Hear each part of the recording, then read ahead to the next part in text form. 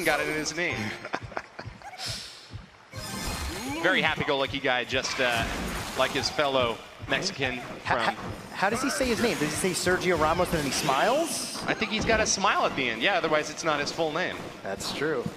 On the other hand, though, Expo Master missed school to come here. His teachers were surprised that he was going to be coming here to play a video game, but all of his friends were really jealous about the trip to London. Let's see if he's able to move ahead. This left side is looking awfully dangerous, though, as the cannon car gets pretty close. 3 Muskies on the field from Sergio Ramos to shut that push down. Yeah, 3 Musketeers are on the field. There is going to be no pump for these 3 Musketeers, but 2 lucky ladies hit the right-hand side. The Ice Golem only knocks 1 away, and so much damage comes out on that right-hand side, and even more as the Musketeer chops it down to 800. Ladies night out, that right side down to 800 hit points already. Expo Master has taken a huge hit, but can he turn it around? He's got the elixir advantage with an Ice Wizard marching down the right lane. This could be a big push over here. Sergio Ramos isn't careful. Yeah, Ice Wizard and Cannon Cart coming down on the right-hand side. Sergio Ramos is going to get these minions out, and there really is no answer to the minions. The Mega Knight is doing work. Oh no, he gets the Cannon Cart to lock onto the tower and the Graveyard. Sergio Ramos with the lock. The Cannon Cart. Deadly. Tower's going down in chat. There's no way you can stop that. The cannon cart deals so much damage.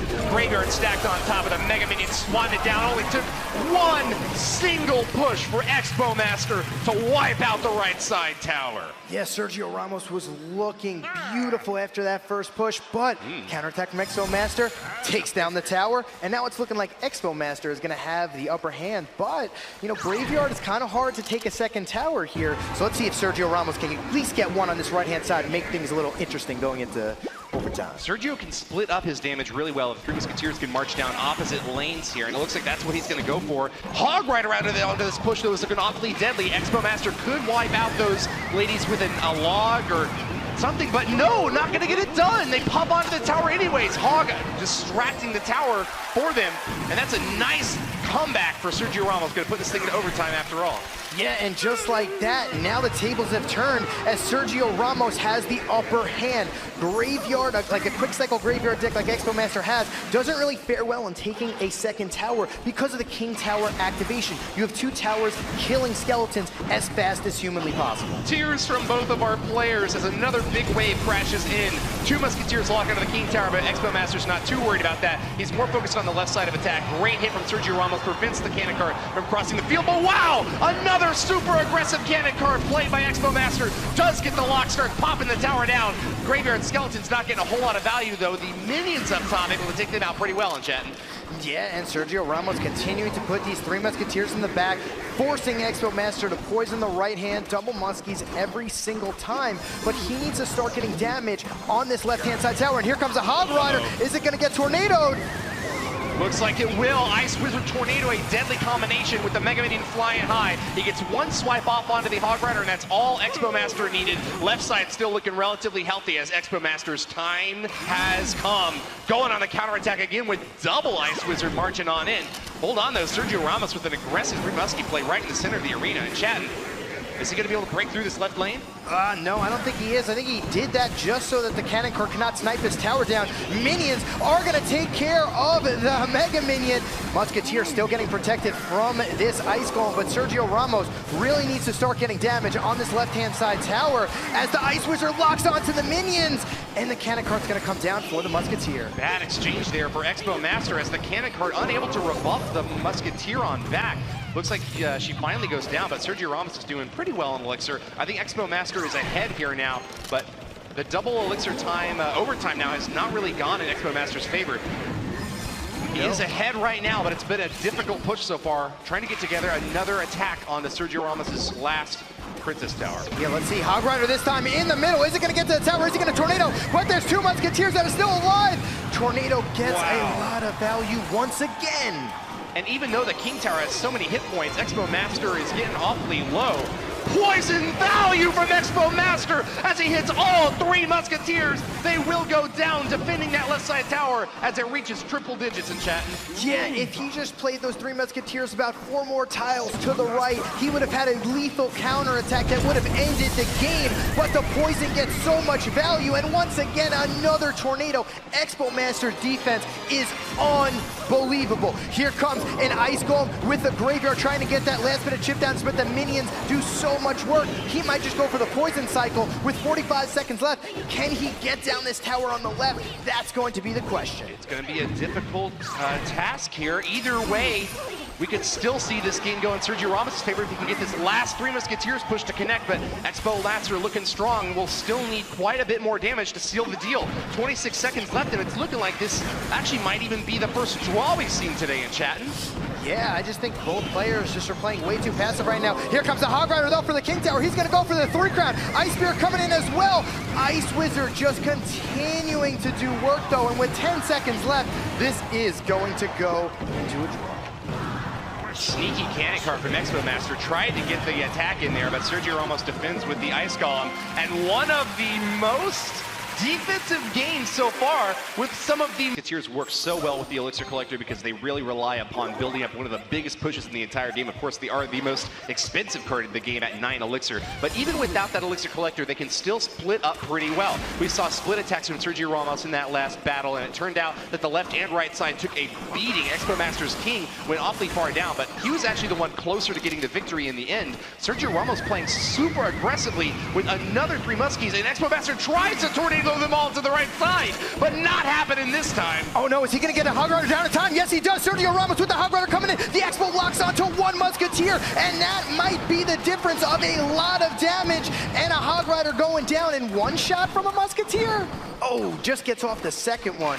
Couple of pop shots over there. Ice Golem coming in from Expo Master to defend against this Musketeer, but a little bit of elixir advantage from Sergio Ramos, a little bit of a damage advantage as well. He's starting off not too decisively strong, but definitely in the lead.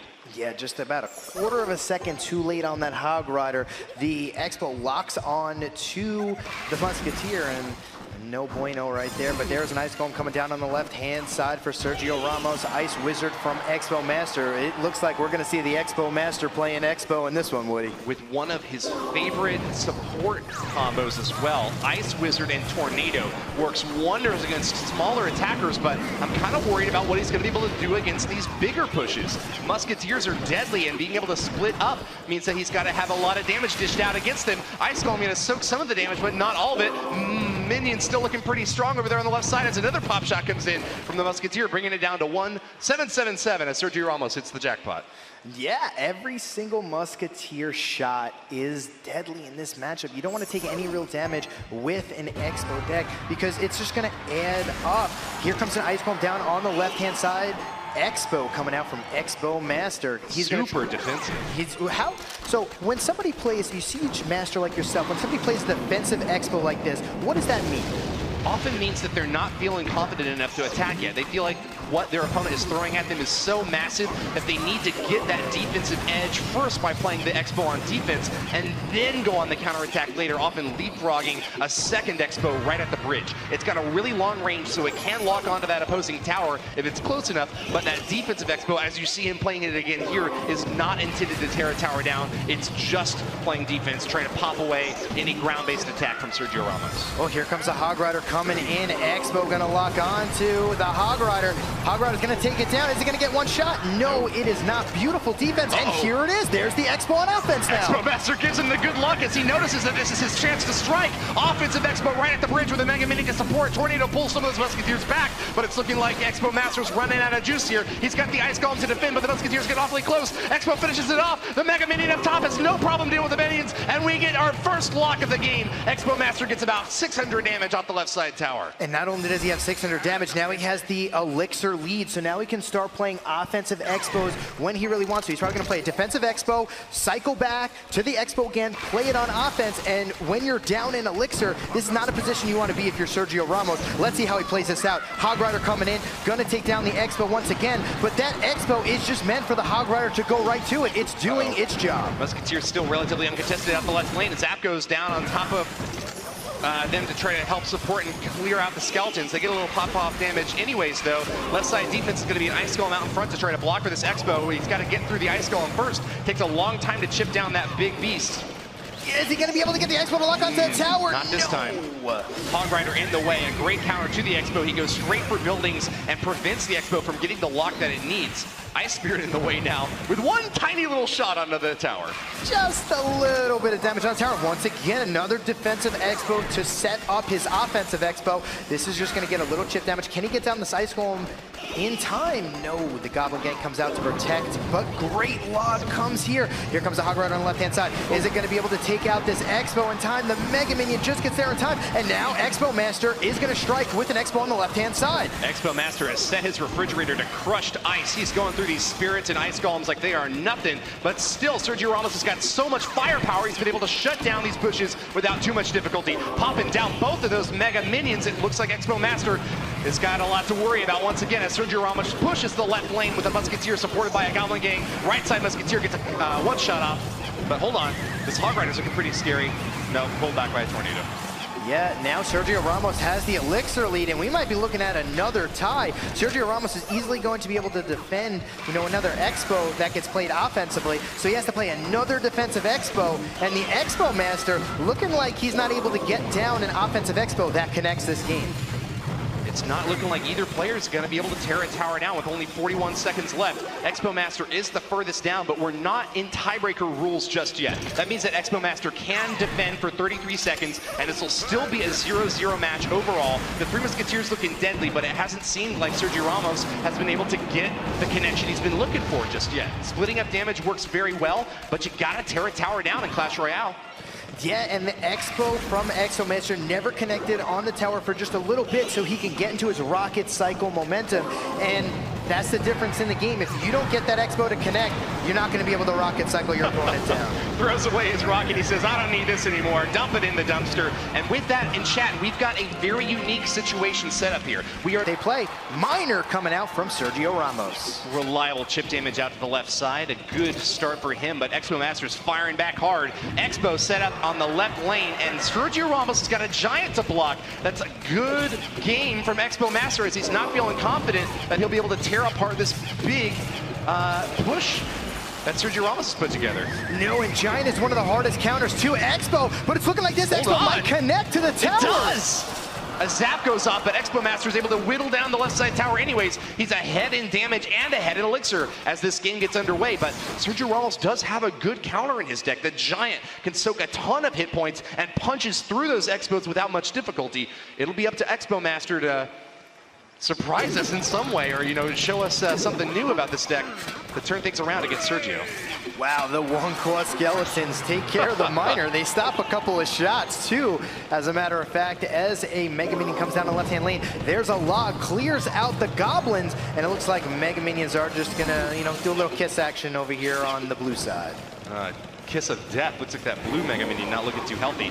Poison coming in from Sergio Ramos to try to get some reliable chip damage, but look at that. Expo Master takes it down to 1-3-3-7. The elite hit from an elite player. Rocket deals a ton of reliable damage, and he's trying to punish that poison. Can he defend against this big, giant cannon card push, though? I don't know. How is he going to deal with this cannon card? That's how. He's got to tornado that to the king, right, Woody? He's got to be able to pull it off, but then he still has to worry about the cannon card in the back. He's about to lock. Ice Wizard going to help out as well, but couldn't fully push that giant onto the king tower. The cannon card locks. Log is going to attempt to push it back. It's still in range, and that tower is down to 86 hit points. Log will be able to finish it off as Sergio Ramos pulls far ahead in this third and final battle. Oh no, Expo Master knew he was not going to be able to take that tower down with another Expo log, so he went to the rocket cycle, and Sergio Ramos punished him heavily with that giant push. Even though you tornadoed the giant, it just wasn't enough because you had the cannon card on the back end that locked on. Expo Master is going to be at a huge Elixir disadvantage now as he tries to rebuff this masterful setup. He goes in for the rocket to wipe out the push, and that'll get the job done, but he's still going to do 748 damage in 20 seconds. Otherwise, Sergio Ramos will take the sweep 1-0. Yeah, and even if he does take the tower, I mean, Giant is just such a great counter to Expo. And if you have Expo in your name, if you're Sergio Ramos, you're going to need to take a big, heavy unit to be able to counter it. And Giant, without an Elixir pump in your hand, is definitely going to be one of the answers. Sergio Ramos, the Mexican player from Team Nova, will move on to the quarterfinals. The rare 1-0 victory over Expo Master. Sergio Ramos has cracked his defensive. First game of 1v1.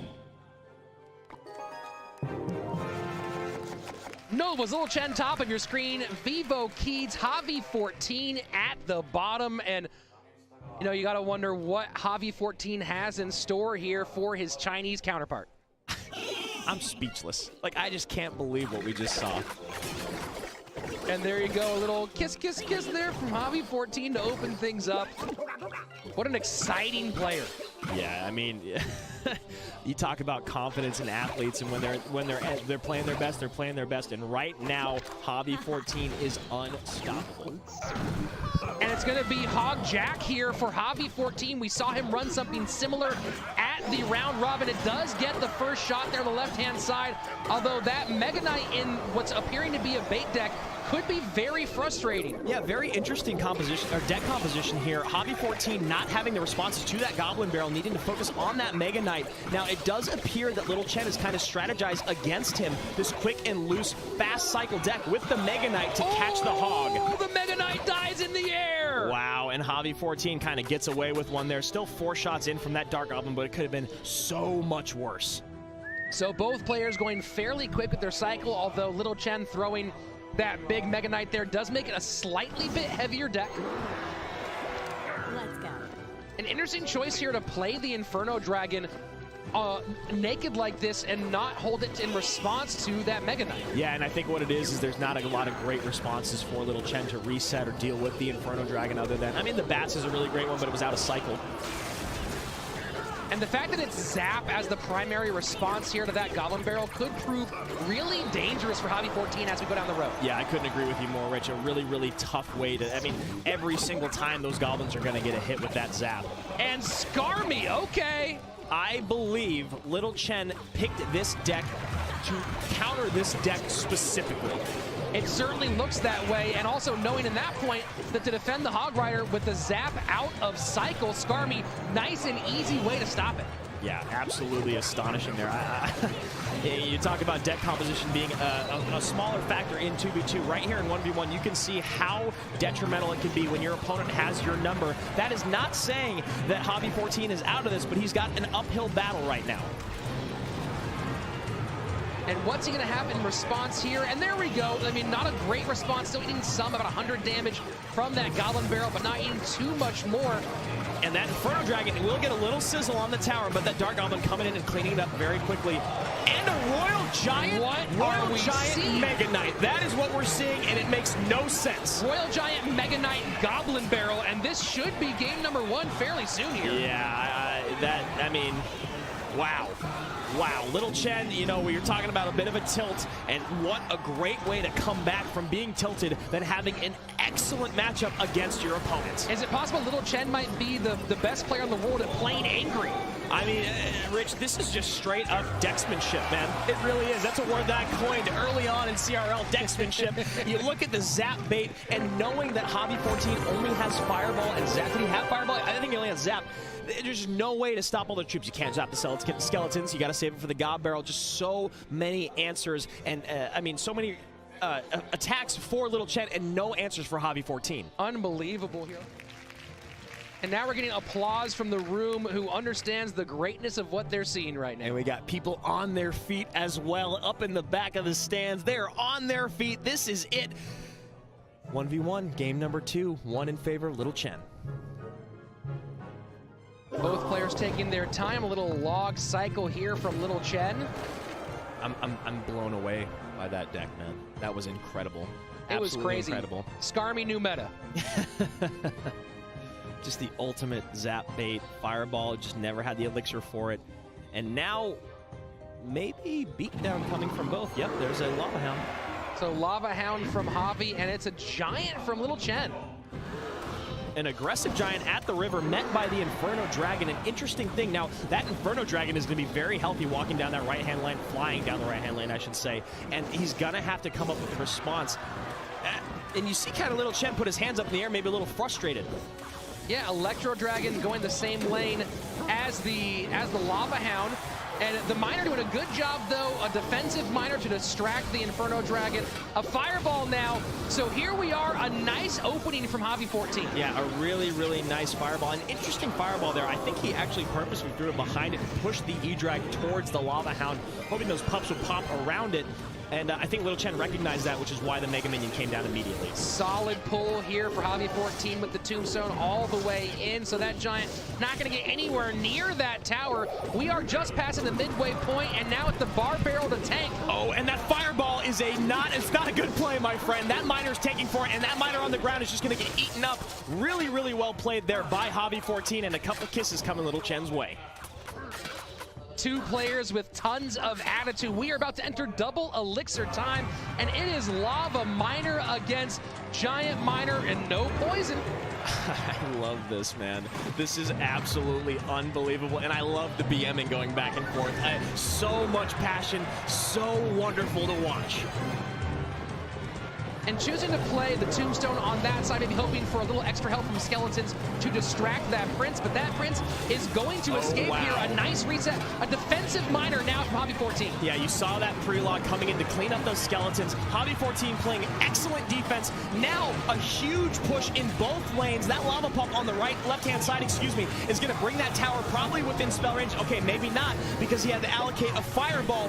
Wow, Javi 14 is not relenting. He is not taking his foot off the gas. And now Miner in the back again, nothing to pick it up. One swing, two swing, three swings. That Miner going to town on the left-hand side. It's in fireball range now. Absolutely, there's the Javi 14 fireball. is going to win game number 2. And he knows it. What an incredible play. It looked like Little Chen might bounce back on the right-hand side of your screen. Excellent defense from Javi 14. Unrelenting attacks. Little Chen caught looking. Well, Kiki and Gabo had to make it a reverse sweep, so why not do it as well? Javi 14 joined the team. Wow, man. I just can't stop saying wow. I got this huge smile on my face. I am blown away by the gameplay here. Now, that matchup was game number 3 and a pivotal one at that. We just saw Javi 14 do some great work with Miner.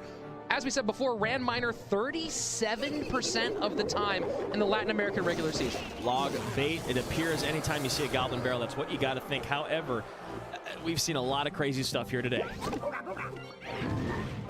And here we're going a whole different direction now. Giant supported by E-Drag for Javi. Oh, look at that E-Drag combined with the zap. Also, that hit getting on the Dark Goblin. Wow. Wow, really actually nice play by Little Chen there, stopping the E-Drag from killing the Dark Goblin. Little Chen here maybe running back the same deck from game number 1. And a really nice fireball to clean all that up. That Royal Ghost will be enough to stop that Mega Knight. Not enough to create a counter push, but enough to stop the Mega Knight. No, it does get a land. You see Little Chen react there. He is so excited. Wow, and Javi 14 not as happy about that moment. You gotta wonder again, and now we're seeing, so it's Giant Triple Spell. Absolutely, one of the most popular archetypes in the game. Giant Triple Spell, so powerful, and now that Javi 14 sees every weapon that Little Chen has, essentially, knowing this is probably that same deck from earlier on, this Giant Triple Spell deck matches up much better.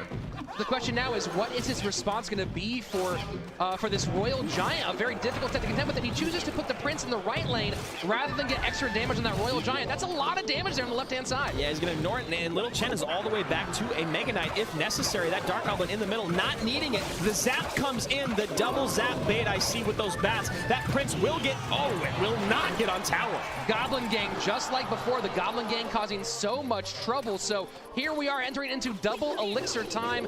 This fast, weird composition from Little Chen, and you have the more traditional style with the new Electro Dragon mixing here for Javi 14. You know, it's fascinating to watch this because you should think that Javi 14 has all the answers for Little Chen in this weak deck, this bait deck. He's got 3 spells, so really it's about being able to create that one big push that he really, really needs. Well, I mean, that first Mega Knight jump kind of created one of the biggest differences of this entire game. Other hand of it, now this I like a lot, the Royal Ghost in the right-hand lane being used for the Princess, and now he has those 3 spells, a lot more available here, zapping or logging that out. There's now the he has log the zap value for those bats. Yeah, very great point there, Rich. And look at the Royal Ghost on the right-hand tower, just chunking away 1,000 HP left, and now we've got a Giant at the river, very, very aggressive, followed by a Royal Ghost. Maybe we're looking at a tower trade. No, with only 17 seconds left, I don't know if that's possible. The Royal Ghost trying to help the fireball down. The left-hand side does down, so can Hobby14 get it back? He does. We are in a tower trade. Oh my gosh, this is everything we wanted. Is he back to a giant once again? I think he dropped the Royal, or okay, I was gonna just say a Royal Ghost or a Prince on top of that, and you maybe go giant in the pocket. Has to deal with this barrel here and a Royal Giant in the pocket. Probably, in my opinion, where this card is the most dangerous, using the Zap and Electro Dragon it. So now, does he have enough elixir to create a counter push to try to steal this win? And you see the top of your screen there, the Prince getting a lot of hits in. Both of these guys actually have a good chance of making this a 3-crown game. How is Hobby14 going to respond? No log in cycle to take care of those goblins, and no spell in the hand of Little Chen to take out that tower. But the Princess comes in, Rich. That's going to be it. I think Dark Goblin in the pocket, not quite done. And again, there's no small spell here, so if he can defend this barrel, the log out of cycle, that's going to be it. Little Chad takes the 1v1 set. Wow. Wow, and you saw the wow coming out from Hobby. He couldn't believe it. He actually, it felt like he had the matchup there. You saw that great push coming in when he finally was able to get all the spells in his hand, create that giant Prince push, but Little Chen playing out of his mind. The big difference, I didn't get a chance to talk about it when it happened, but the big difference there was the Giant was coming down the lane, and you had the Goblin getting in front of it. Hobby14 plays the log there, and the moment that happens, you saw Little Chen already had keyed up his Goblin Barrel, knowing the response was out of cycle, and so now he's trying to figure out, do I defend the Goblin Barrel? What do I do over here? And it just spread Hobby14 too thin. Because if you zap the skeletons, it doesn't kill the Dark Goblin, so that's why you have to allocate the log there, right? But then you don't have anything to respond to the Goblin Barrel except for the Fireball. You don't want to make that negative elixir trade because Goblin being the most decorated player in Clash Royale history, 18 individual awards, 22 team awards, basically owned 2017 in Clash Royale. He won almost everything you can win in that year, and here he is with a chance to get the big one, the World Championship. And how fitting for Surge to be the one to close everything out if he can take this game, and No Misu looking to be the hero for China and WEDGM. Both players taking their time. First 30 seconds away, no one's blinked yet.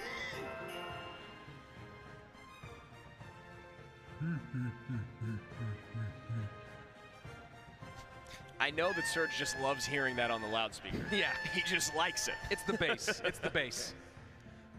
You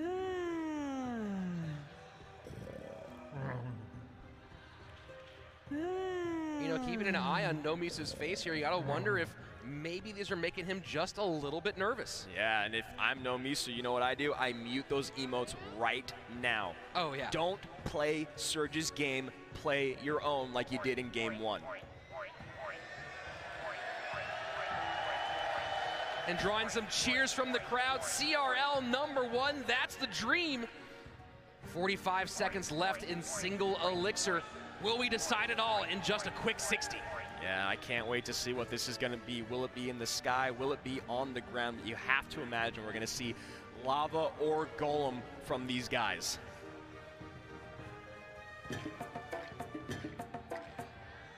Gotta dig the music. I really am enjoying myself, but I'm also very nervous. Here we go. Final 15 seconds of single elixir, and Tombstone to open up from No Misa, probably going to the sky again. Wow. You've seen Ice was paired with Golem a handful of times, but now Surge going Graveyard opposite. Wow, immediate Graveyard opposite lane. Baby Dragon turns to the offensive tanking Baby Dragon. Quite a bit getting through, but... Oh, yeah. 1,300 damage down on the back end of that tower, and now No Misu's turn to go on offense. Lava, Double Dragon, Miner against the most popular deck at the seeding tournament at the bottom of your screen here, played by Surge. King Tower activation with the NATO, now out of cycle to deal with this, but will get support from that King Tower as well. Second Lava Hound down for No Misa in the back. And you know what Surge is playing. This deck was played like 7 times at the seeding tournament. You have to not send your Miner to the back. You gotta get it on top of that Ice Wizard. You gotta stop the defensive capability from your opponent. Graveyard and Poison spent 9 elixir right-hand lane. Does not get the tower down, takes care of those Barbarians, but now has to deal with the Lava Hound, Baby Dragon, and a beautiful kite on that Inferno. Gonna need to pull this all together. There it is. And Bomb Tower does pick up. Miner goes to the outside, picked up by the Knight on the left-hand side. I mean, now that the King Tower is already activated, he doesn't need to go to the safe spot. And you, of course, get that support on the Inferno Dragon on the right-hand side. 9-11 still remains on the right for no Misa on the left-hand side, trying to find a way through. Tornado pulls it all together. 90 seconds separate Surgical Goblin and Team Liquid from the World Finals Championship. Graveyard down, Poison down, Barbarians in, trying to do something. Giving so much poison value time and time again. Surge is pouring it on. 70 seconds left. Here we go. Does he pull the trigger? Yes, he does. One more time. Graveyard on the tower. Defensive poison this time. 293. That's it. That's gonna do it. Team Liquid is going to be your Sierra champions. Team Liquid has done it. Surgical Goblin takes home the title for his team 48 hours ago. We didn't think he was gonna be there, but with a little bit of luck and some... Uno y empieza la primera partida de este set. Sin nada que ver aquí. No tenemos acción, mano. Por lo general, JP empieza. Ojo. Acá fue Sam. Pues Sam le responde ahí con la jaula. Jaula por parte de Sam. Miran 1 contra 1. También es abrumador. Lo fuerte que está Queso. Qué bien, se vino con una bola de fuego. La bola de fuego le hace el trabajo. Sam se vino con el mazo de sabueso. Sí. Sí, parece que sí. Ahí le tira a los bárbaros. Sí, y abajo, ¿qué trajeron? ¿El del cementerio? El mismo, sí. El del mortero. ¿Mortero? El del mortero. Sí, claro. por eso ese. Ok, mortero cementerio. Ok, sí, sí. Bueno, lo que acabamos de ver, mortero cementerio. Este se juega con flechas, además. Te digo complicado para defender ese cementerio.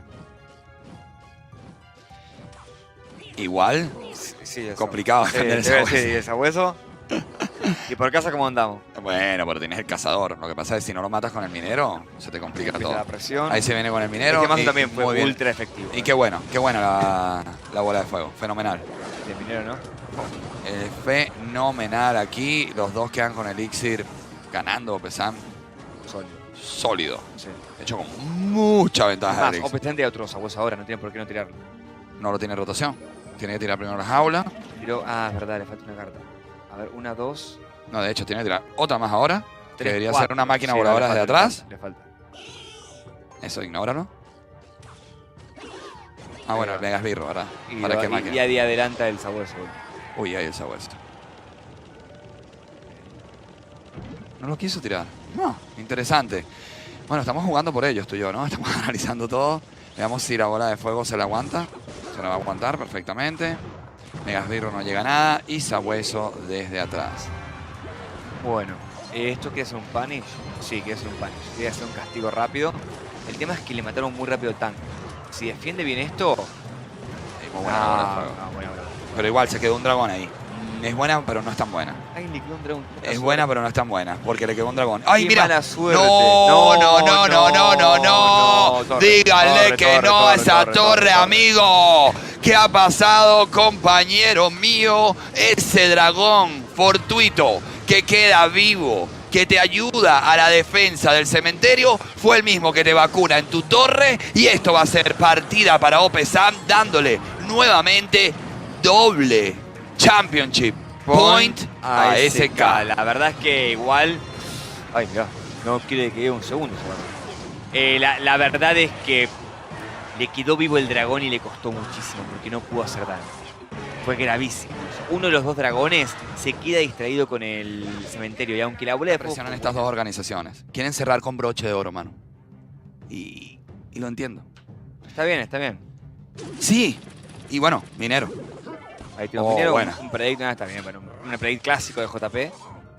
En ese extremo y ahora... Rompemuros, ¿no? Parece. Sí, esas dos cartas van de la mano de rompemuros. Puede ser rompemuros. Te dije que él es un muy buen jugador de rompemuros. A mí me encanta. Él tiene un mazo de rompemuros con... ¿Cómo se llama? No creo que sea este, con arquero mágico. Él tiene uno. Sabes que juega muy bien el arquero mágico. Ok. bien la defensa. Le queda a JP un cazador. Está todo de libro acá. Sí, hasta el momento sí. Va a absorber un golpe, ¿no? No le queda otra. Se viene con otro minero rápido, empieza a golpear, empieza a sacar bastante valor. Muy inteligente de parte de Opesam. O sea, él dijo, amigo, ¿quieres defender? Me tienes que cambiar tú también de línea, ya que me complicaste un poco. Acá puede atacar si quiere. No sé qué tipo de defensa va a poder hacer Opesam. Muy bien tirado Bien, aquí bien. el cazador, el cual va a limpiar todo perfectamente. Y el cañón que no llega a nada. Está bien, ahí quedaron en 0 básicamente. Ninguno terminó de disparar ningún ataque. Acá puede tirar si quiere. Uy, le salvo. ¿Por qué no lleva para barril? No entendí. Ahí está el barril. Sí. Wow, bien. Pues mejor. Pues mejor. Le salió. Y 2 golpes del bárbaro. Está jugando muy bien, JP. Sí, pero perdió el X. Un tronco por acá. Hay un poco de presión en la partida, hay nerviosismo, le tiramos mosquetera desde atrás. Ahí se Investiga voltea. con la mosquetera, tranquilo. Alguien le ha dicho. ¿Viste, Opesam? ¿Qué? Alguien le ha dicho, está el mazo, o es esto, o haz esto. Y le hizo como que, shh, la tengo. La tengo clara, amigo. No me vengas a decir cómo jugar. Están todos nerviosos, amigo. Nada, de haber unos nervios entre estos chicos, pero brutal.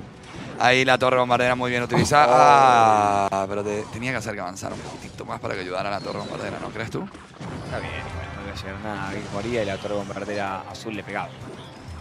Bueno, ahí se viene con un mirador rápidamente para este lado. Ya empieza a pegar el minerito desde atrás. Le tira los rompemuros. Espera, le tiene que gastar algo más. Cazador en la posición perfecta de parte de JP.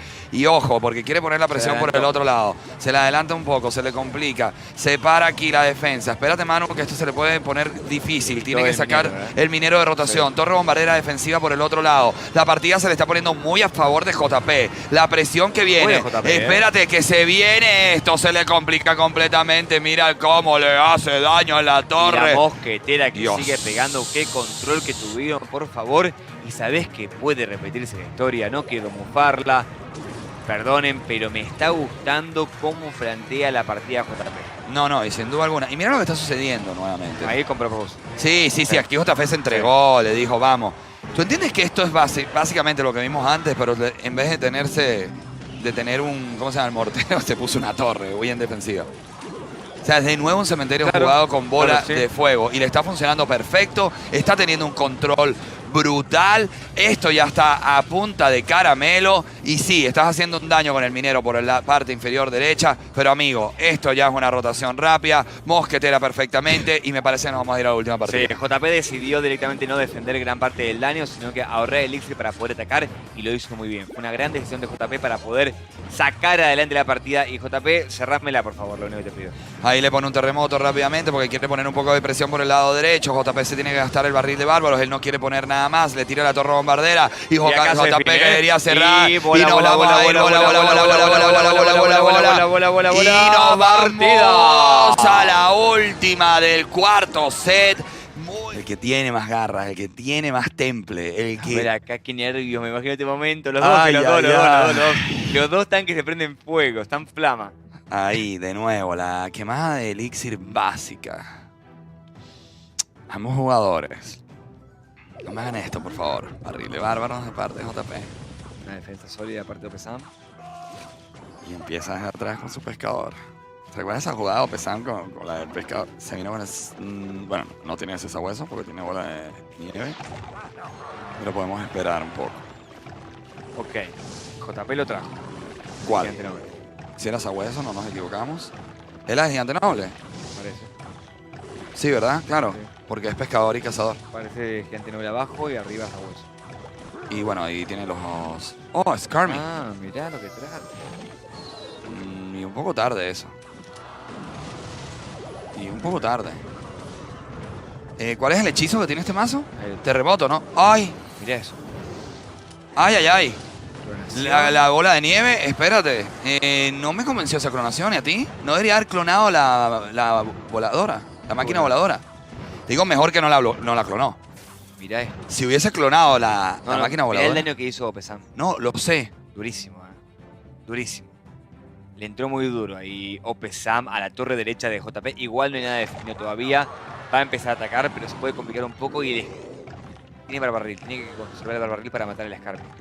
Manu, no está mal el match. No. Tiene terremoto. ¿Sabes cómo desaparece el Skarmy, el terremoto? ¿Y qué le queda a este mazo de No, tiene un terrestre? barbaril si quieren. Un barbaril y listo. ¿Qué tiene terrestre? Ahí está, mira. Ahí. Un barbaril, te digo. Mejor que el terremoto. Y listo. Ah, bueno, le queda verdad. No. Esto está buenísimo. Ay, le quitó el espíritu de colección. Esto está muy bien. Ahí hace bastante daño, no llega a nada, pero igual la está jugando excelente el jugador alemán, el pescador que, como siempre, se hace lo suyo, pesca, hace el trabajo, le pone acá. Ojo que de nuevo se tira una clonación que sí está muy efectiva. Se le está complicando muchísimo. Mano, puede ser el momento de la verdad. Espérate que se le está complicando esto. 478, tiene que hacer la defensa. Muy bien tirada. El Skarmy, recuerda que ahora sí tiene muchas herramientas defensivas. Tiene los zapis que le están causando estragos. Qué bien tirado ese leñador. Tiene que hacer una rotación rápida. No va a poder tirar. Espera que nada más quedan 25 segundos. Se le puede complicar esto. No me la estoy creyendo. Empieza a golpear. Se viene con el gigante noble. Tiene que hacer una rotación rápida. Mano, que tiene doble máquina acá. Tiene el terremoto. No me lo creo. Puede ser que la campeonamos, mano. Puede ser que la campeona. No me lo estoy creyendo. Le viene aquí con la clonación. ¡Qué ataque tan brutal por el lado derecho! Queso se nos está choqueando. No puede ser. Sigue avanzando. La defensa en extremis. Y estos siguen atacando desde atrás. Si le tiene un sabueso la gana. Pero no lo está permitiendo aquí JP. Hay un tema que te quería mencionar. No hay daño directo Torre. No Yo tiene sé. daño directo Pesama, así que eso lo puede complicar. No perdió JP. Por Pero eso. no permite el daño. Ahí va. No. ¿Y quién ha dicho que ha perdido? Ok. Yo nunca dije que había perdido. Que está bien parado Pesam, sí, pero la puede ganar JP todavía, tranquilos. Esa diferencia no es tan importante porque no hay daño, no hay bola de fuego, no hay veneno, no hay rayo, no hay cohete, no hay daño directo Torre, no hay minero. Así que la puede ganar tranquilamente JP. De hecho, ahí está, JP se atreve, tiene que poner mucho DPS para poder eliminar acá. Muy bien jugado. Ojo que viene el avance rápidamente. El Skarmy que lo hace perfecto. Golpea una vez en la torre. No le está haciendo nada. JP que puede llevarse esta partida. Pegó una vez. Recuerden que le quede terremoto, chicos. Esto es terremoto. Le vuelve a mandar para atrás. La partida está extremadamente buena. Reñida. Aquí el todo por el todo. Yo creo que JP nos vamos para el último set. Ganó JP. Y nos vamos al último set de la gran final de la serie. Whereas Mohamed Light maybe isn't as popular in the same way as Mugi always has been. So here we go, kicking off our grand championship. Mugi top of your screen, Mohamed Light at the bottom. Your Clash Royale League World Championship starts now. Wallbreaker cycled in the back. It's the third time that Mohamed Light has done that today. Guards to catch with a Tesla there. Guards have been paired with Lava Hound already a few times, but we've also seen it with a little bit of bait aspects. So we'll see if that's the same thing, and looking like it already from Mugi, rocking some Wallbreakers as well. Love seeing this from these two players. This is the kind of matchup you want to see. Look, one of them might go Golem here. We already saw Mugi do it. One of them might go Lava here. We already saw Mohamed Light do it. That's not the matchup we want to see. We want to see these two guys playing high cycle, insane micro. It's exactly what you talked about earlier, Rich. It's what you've talked about for years. Go for decks that give you outplay ability. That's what both of these gentlemen are doing with a bit of a change-up. You see the guards on one side, the Prince on the other, but still the Wallbreakers plus the Miner to create a lot of chip and a lot of pressure, and that's a great Zap again. Zap we haven't seen a lot in competitive. We've seen it a ton today. Miner goes to the outside. Prince taking for the Miner. Wallbreakers is to play some defense, and look Mugi at that. knows he just got caught. He spent way too much and got so little out of it. Mohamed Light strikes first, strikes hard. 1630 ticking down with that Miner on tower. His tower's virtually untouched. What a crazy way to open. And Andrew, I'm a drill spammer. Everybody knows it. I talk about it a lot. Drill has not been very successful at this World Final. No, you know, we saw a ton of it on day number 1, and it was maybe split down the middle or much closer than we've seen in days 2 and 3. It seems our competitors have kind of locked down that drill, figured out the best ways to defend. And the other thing about drill is that that's the thing you have to really worry about the most. And they've been having a good time defending easily at the bridge. And we just saw a little bit of laugh out of Mohamed Light at the bottom right-hand side of the screen. And so far this weekend, that has been a terrible sign for his opponents. That's very true. And you know what? You got to feel like it's got to be Julesy on the other side of that headset. And you have to give credit, not only for his analysis, but the fact that you can keep your competitor having a good time at this level with this much on the line. That's a lot for a coach to do. The defense Mohamed Light just played against that drill wall breakers push was absolutely brilliant. He played the wall breakers defensively to pop the drill, and then arrows behind. That is next level gameplay. And you talk about the arrow value. Not only did it clean up those goblins, it also took the wall breakers off the board that were coming in. There's that zap, but the zap ends up allowing the wall breakers to connect. Nice connection there, but still down by about 1,000. And now this is where Mugi's starting to take control a little bit. He's gotten a better rhythm. I think that maybe he was a bit out of sorts in cycle earlier in the game. Now he has the guards pretty consistently for that Prince. Doing a good job, but now this Mega Knight's going to set up a pretty big push to the right-hand side. And I was just going to say, I would really like to see Mohamed Light use that Mega Knight on this defense specifically. You saw a big-time spend by Mugi in both lanes, so use that MK, stop the wall breakers, and create a bit of a counter push. Minute 40 remaining here in sudden death overtime. Around 2,000 HP, 2,100-ish on both sides for Mohamed Light, currently in the lead with that 1398 on the opposite side of the board. Prince coming in. That Prince value with the MK is something I'm sure we'll be seeing a lot of as this continues to tick down with only 80 seconds remaining. Miner going to go to the back, does miss the Valk, and now Wallbreaker's tanked for by that Musketeer. 12:24 the mark on the right-hand side, and now is going to tank for the Bomber in the left-hand lane is that drill. Wallbreakers will not touch this time, getting taken care of early enough, and that Muskie now will pull the Valkyrie. Good spot here as we go into triple. That Tesla up high, unfortunately for Mo. That Musketeer does not stay alive and assist the offensive push he had coming in, but Miner on the tower once again. And if there's one guy that knows how to cycle miners rapidly, ravenously, it's Mohamed Light. And you kind of see a little tilt of the head there from Mugi in that moment. Just cannot catch a break right now with those miner catches. Good variation here so far from Mo. And that's the other thing, that mind game that goes in. Nice pre-cycled guards, but he goes to the front with the arrows, and that is why everyone is calling him the best in the world. 3 miners not caught, even with pre-cycled guards, and a brilliant set of arrows to get that cherry on top. And cannot believe those wall breakers did not connect on the left-hand side. Miner now going to the right-hand side for Mohamed Light, adding to that lead right now. Arrows to go on top, and that Miner is just putting the hurt on that right side tower. Incredible. Zap plus arrows will do it. Mohamed Light takes game number 1, and he's one step closer to sending this to our super grand finals. Mugi not loving what he's seen, but he does still have a lot of life to give. He can still win these 2 games and win it out right now, and if he doesn't, he still has a whole nother bracket reset, another best of 3 to go. So Mugi's still in a great spot, but if Mo's playing like that, dialed in this way, and of course they have the analysis down pat, man, I don't know who I'd rather be right now. And I'm just gonna, us. Yeah. Until he wins the $200,000. But Mohamed Light, again, I want to go back to this. You know, Julius is not a person that I have spoken about a lot. He's not even a person I speak to very much. But I have to commend him for what he's doing for the mentality of his player. Yeah. Could you imagine being a $300,000 Clash Royale best of 3 and be smiling, laughing, having a good time against someone like Mugi? That's incredible. No, I'd be sweating, swearing, trying not to break my phone the entire time. That would be so insanely stressful. So nice work so far on the mentality for Mohamed Light, and 1 game up. And if he wins, I'd love to get that poll going again and see what everybody says. Absolutely, that would be a blast. And you talk about the decksmanship. I've heard almost everyone use that term. Finally, after 4 years, it's become part of the game.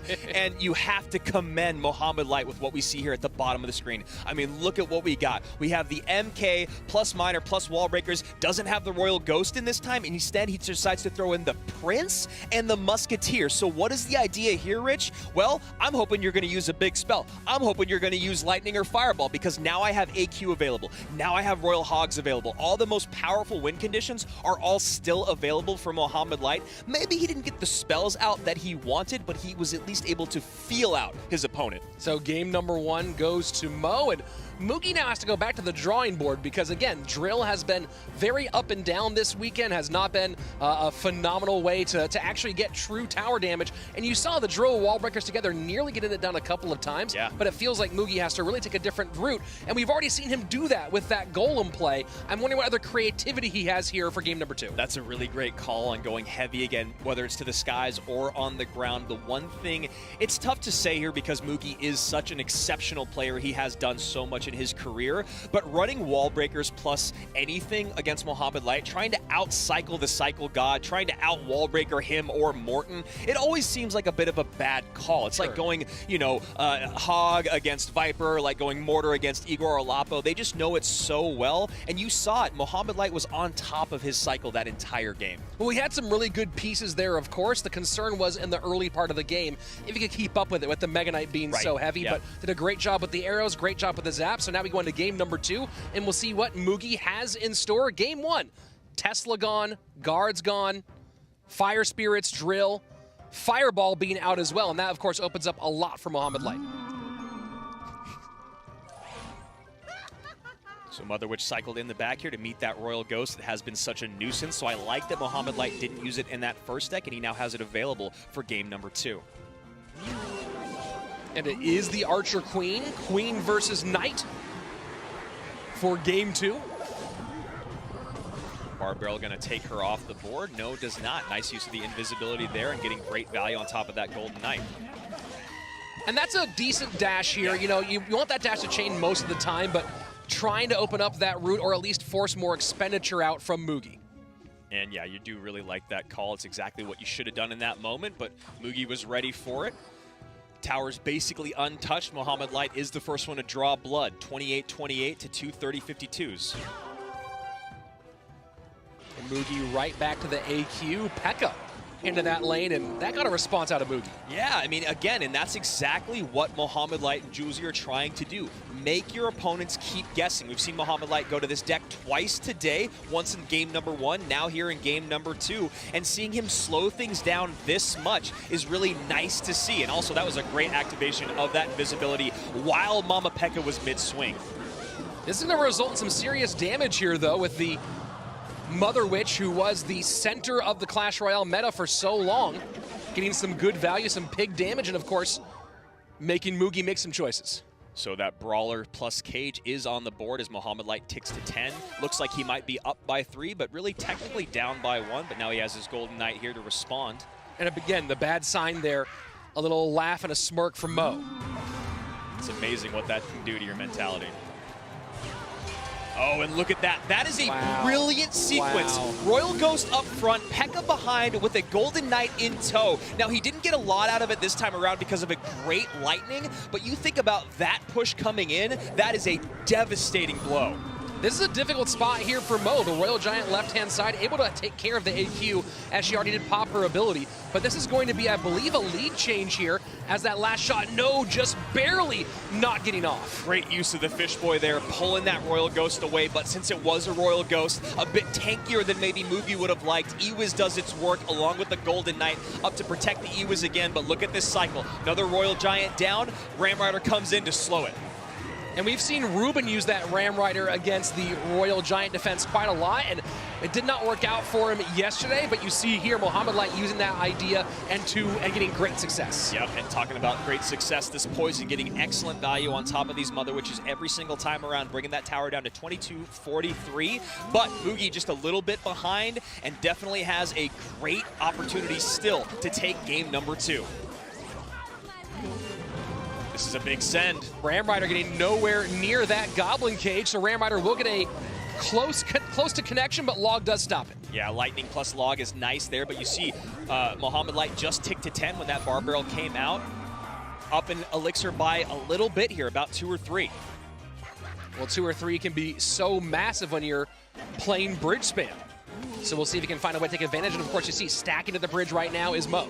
Looking for a poison here on top of the Mother Witch. There it is. No dash coming in from that Golden Knight with the Royal Ghost up front. Easy to make that decision. And again, Mother Witch being huge for Mo, he takes the lead even further on that left-hand side. Lightning in here, 1913 to 1981. Mugi behind by just a hair. He has Mo beat by spell power. Can he keep this lead? Fish Boy gets cut off its strings by Mama Pekka. And now setting up in both lanes is Mo. Lead goes to Mugi now with that lightning on the left-hand side. That cycle with his defense, Rich, is starting to get devastating for Mohamed Light. Mo has to sequence a perfect offense, and there you go. Golden Knight dashes on the tower. Fishboy does pull it away. Only 300 separates him on the right-hand side, 200 on the left. This Royal Giant is going to be a big game maker. It's on. How many shots does it get? Lightning in, Archie on the tower, and this is looking like Mugi's got game number 2 all sewn up. And you figure with that Mama Pekka that it maybe would have been a little bit more involved in those Royal Giant defenses, but Mo, always knowing that Fisherman is in play, pulling that Mama Pekka away, sacrifices the tower. So Mo tries to slow play his defense a bit, and he gets punished for it. Mugi doing a great job, not overextending himself, and then lightning cycling when he had no other options. Great work by Mugi, and now we are all tied up, and here we go. A game 1. Can Mugi secure the Clash Royale League World Championship in our next game, or will Mo extend it to a brand new best of 3? This is a best of 1 for Mugi for $200,000 guaranteed. He just needs to win one more game. 5 minutes stand between him and potential greatness. That bracket reset will be devastating for his confidence. Now, he's played great so far, but you don't want that reset against Mo. No, you most certainly don't. We've seen the momentum that can go with that bracket reset, and of course with the research that can be so dangerous. And this was the story. This is the, I guess we're getting close to the end here, where this one right here, the lightning comes in, the Pekka gets slowed down, stunned for a moment, and even with all the DPS, that Royal Giant gets a ton of damage on that left-hand tower. It was just a great recognition. Ram Rider cycled in the back. There's nothing up high to slow down. So what's the best response? Well, a Pekka right on top of that Royal Giant. But Mohamed Light doesn't want to do that because he knows the Fisherman is right around the corner. He knows it's going to be cycled out. So Mohamed Light, by cycling that Ram Rider early on, he kind of put himself in a rough spot defensively. Yeah, that's a tough spot overall, but Mugi able to capitalize on Mohamed Light's opening, and now we go to game number 3. 3 to 5 minutes, and this is a legacy game for both these players. Obviously, Mugi, a big win here, would be a championship for Mohamed Light, the reset on the line, but you know, both these guys have already proven themselves so much, but there is one thing that, you know, you can't replace, and that's not just the money. Money you can earn. There's only one of these. There's only one of those. And there's only one moment where you can be called the best Clash Royale player in history. I mean, I know that seems like a very big statement, but we've seen it with teams before, and we've seen how much the game has evolved, even from 2020 to now, let alone 2019, 18, and the last time we did have a world champion, a singular world champion in 2017. Whoever wins this set, whoever walks away with this championship will be the consensus best player in Clash Royale history. Man, what a weight to carry at this moment, and you got to wonder how Mugi's feeling right now, more importantly, how Mo's feeling right now. Again, that breath of fresh air maybe on Mugi's side. On Mo's side, man, you know you've put in so much work all year.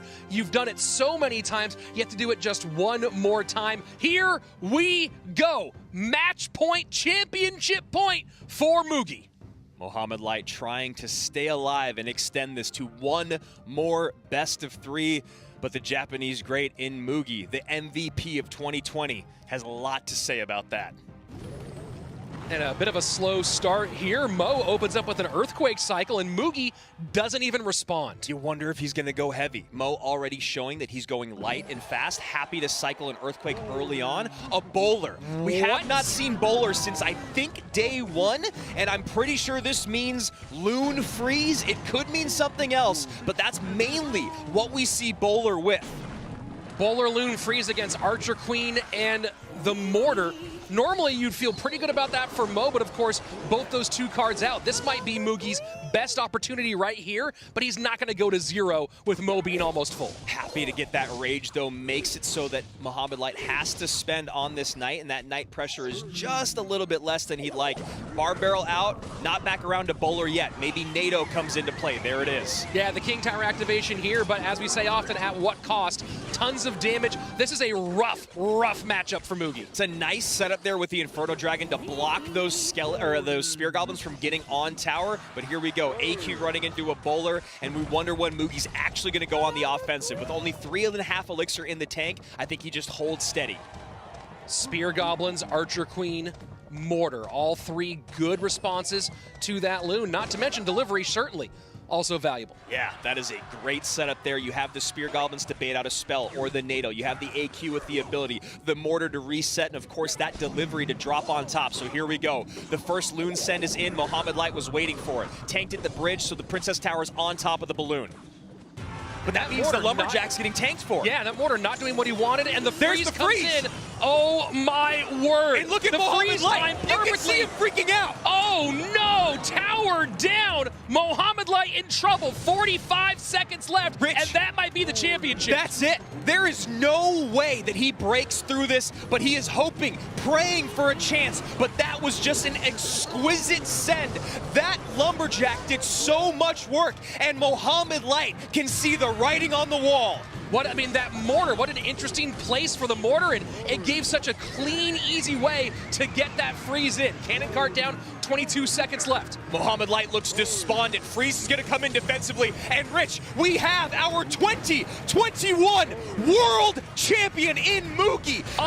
Unbelievable. I guarantee you fans around the world celebrating like crazy. Posters going up on walls. Moogie is your 2021 CRL World Champion. He's done it. $200,000, and he busts out not only the print. Matters is right here at World Finals, and here we go to Helsinki, to Supercell headquarters, and only one player in Clash Royale history can ever have what's happening right now. They get their face up on the most important building to all of us Clash Royale.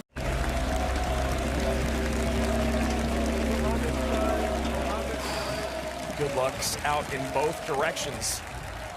And a big smile there from Mo to kick things off.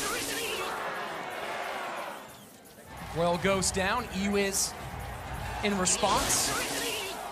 Very similar looks so far. And just slow playing here. No one wants to overcommit. We've seen that a couple times this weekend when a lot is on the line. Players lose their cool, and right now Morten and Mo just going, let's just cycle in the back for a minute here, guys. Let's slow play into this. This is only game number 1 of 3. Not exactly the mirror match here, so see some differences here. Tank killers are different, champions are different. Mother Witch out for Morten. Morten leaks just about one there. Same on the other side of Mo. And that bar barrel perfectly timed. Mother Witch out of cycle. Graveyard comes in, but he's got poison. Yeah, poison and Mother Witch. That's going to make things very difficult for Mohamed Light as time goes on. Clean King Tower activation there. And he takes some damage for it, but you probably talk to a lot of pros out in the world. They say, I'll take that few hundred damage on either side. I want that King Tower to help me out through the rest of this game. So Poison, Ewiz, Bar Barrel, and Mother Witch, lots of responses to that graveyard when things go down. Ewiz, of course, critical for both players to reset the burn of the Inferno Dragon and the spin of that Mighty Miner's Drill. And that King Tower should help a lot moving through with the deck selection that Morten has, looking to get on tower regularly. No ranged units going to be doing much there. Obviously, the Piggy's going to come down, the Royal Ghost's going to come down, but that King Tower is a big pull here. And Mo Light knows that Morten was just about to use that ability. Yeah, really nice Ewiz out of Mo, and a Baby Dragon as well to help things out.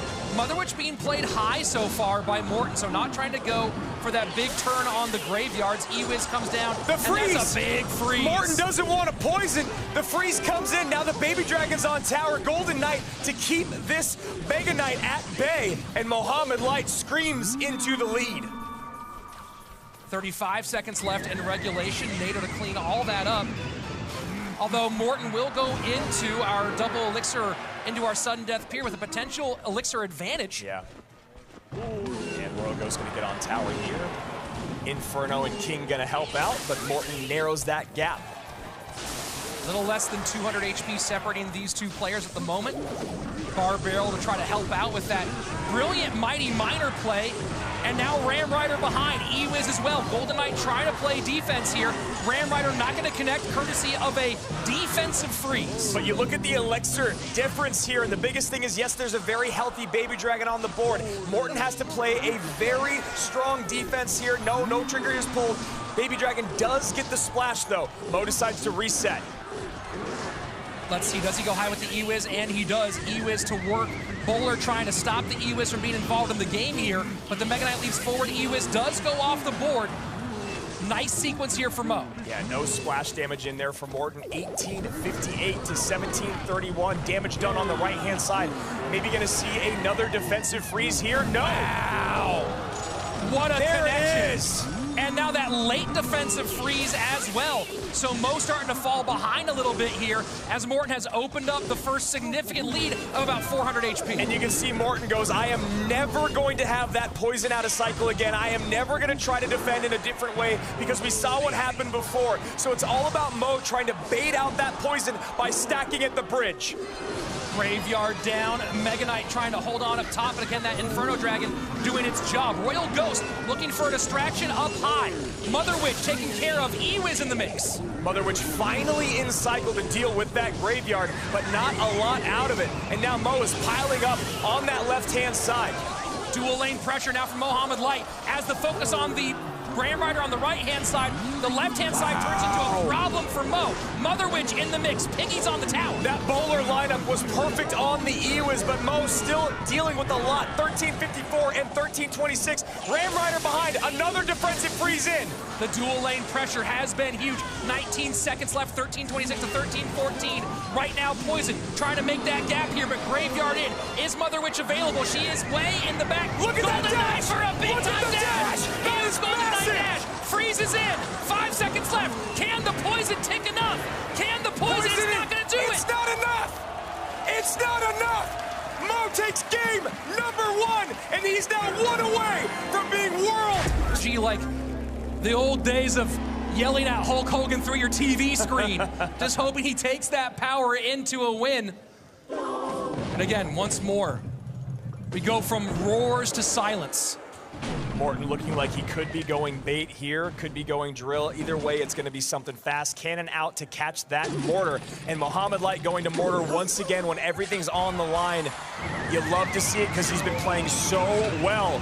And that's a nice King Tower activation early. That's going to help Morten quite a bit with those pesky little diggers. I guess that after seeing the log and the cannon, you saw Mo kind of go, oh, what? After seeing the log and the cannon, he assumed there's no way there's NATO in here. And now he knows what he's up against. But for a minute, he was like, wait, what the heck?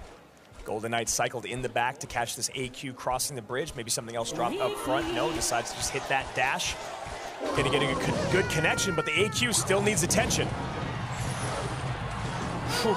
Nice pickup there from Morten. First minute of gameplay away, and a little chip in both lanes. And now, of course, Mohamed Light forced to be a little more conservative with those miners. And that's a great placement there for Morten, even though it is going to give away poison value. Mohamed Light, when the King Tower is activated, he loves to go to that safe spot. It's not the #1 spot, it's the safe spot. One tile lower, if you will. That way the King Tower cannot get on top. And Momo has done that time and time again. And so Morten, Belly calling it, not the exact deck here, but Bellican said, hey, drill is what he's been best with lately, and here we go with Morten back to the wall. Maybe a little bit of a swerve on the drill theory, but either way, still with this great win condition in this big moment. Dark Prince here to catch this miner. Valkyrie tanking, though, for the miner, and an Ice Spirit. That Valkyrie gets a swing, and that is a massive swing. That's a tough call, right? Where do you put that Dark Knight? The Dark Prince, and he just does not quite get it done. Again, great placement there from Mo. Soaks the charge, keeps the AQ healthy. Morten takes a little bit of chip where and when he can. And now a high executioner does not get on the mortar, though. And now that may, no, it will not splash because of that ability activation. And a great Dark Prince there to pick up the rest of it. And now we'll go ahead and do double duty on defense, create some pressure in the opposite direction. 37 seconds left right now in regulation. Drill going in on that right-hand side will be able to take the attention of Momo's mortar here. Is that executioner. And that Golden Knight. That's a nice poison here out of Mo. Golden Knight should go down. Dark Prince has to come out. And Mohamed Light is just keeping the pressure up. And look at that again. Morten calls good game. Wow. Morten just called good game. Unbelievable. Unbelievable. Just not finding any purchase in here with 2 minutes left and sudden death. Behind by about 1,000 HP. It looks like Morten may be seeing the end. Miner goes to the inside. Morten can just not get on offense. Dark Prince absorbs the Fire Spear. Archer Queen there gonna hold. And this Archer Queen has just been an absolute problem for Morten. Drill plus Exi on the right-hand side, directly into the Valk. Valkyrie there to catch that drill. Executioner on top of the mortar. The Fire Spirit pressure will get a little bit more chip here. No, picked up by the Dark Prince. And the defensive miner just to really try to set the tone. Morten needs a miracle here with 80 seconds remaining. He needs Mohamed Light to make a glaring mistake. He misses the NATO, and that might be the nail in the coffin. Yeah, you understand the idea he was going for there, but the NATO just not pulling the Valkyrie away, instead pulling it directly into that drill. Archer Queen's on the tower. Oh boy. Mohamed Light is going to be our 2022 champion unless Morten can turn this around. 55. But he has a mountain to climb. 55 seconds left. Mohamed Light absolutely dialed in, just has to defend, and this crown is his. 45 seconds remain. Everyone on their feet, back here, upstage by the booth. Is there Golden Knight NATO magic available for Morten? Can he make that happen? Archer Queen goes to her ability, and now Drill does create Archer some Queen's pressure. on! Oh, Mohamed Light word! is our 2022 World Champion! The Prince of Egypt, now officially the Pharaoh.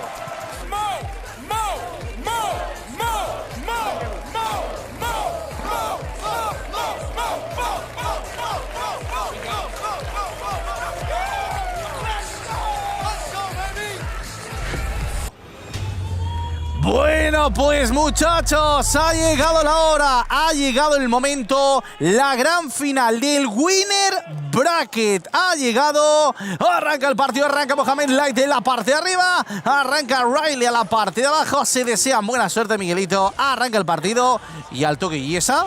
¿Le va a jugar Ludwig a Riley? Mira la cara, ¿eh? ¿Le va a jugar Ludwig a Riley la primera parece partida? que le va a jugar Ludwig a Riley. Vemos la princesa del tronco, los esqueletos, el lanzardos y Riley que probablemente lleve un Miner Control. Han invertido los papeles. Pero normal es Mohamed Light el que juega el Miner Control y Riley el que juega el Ludwig.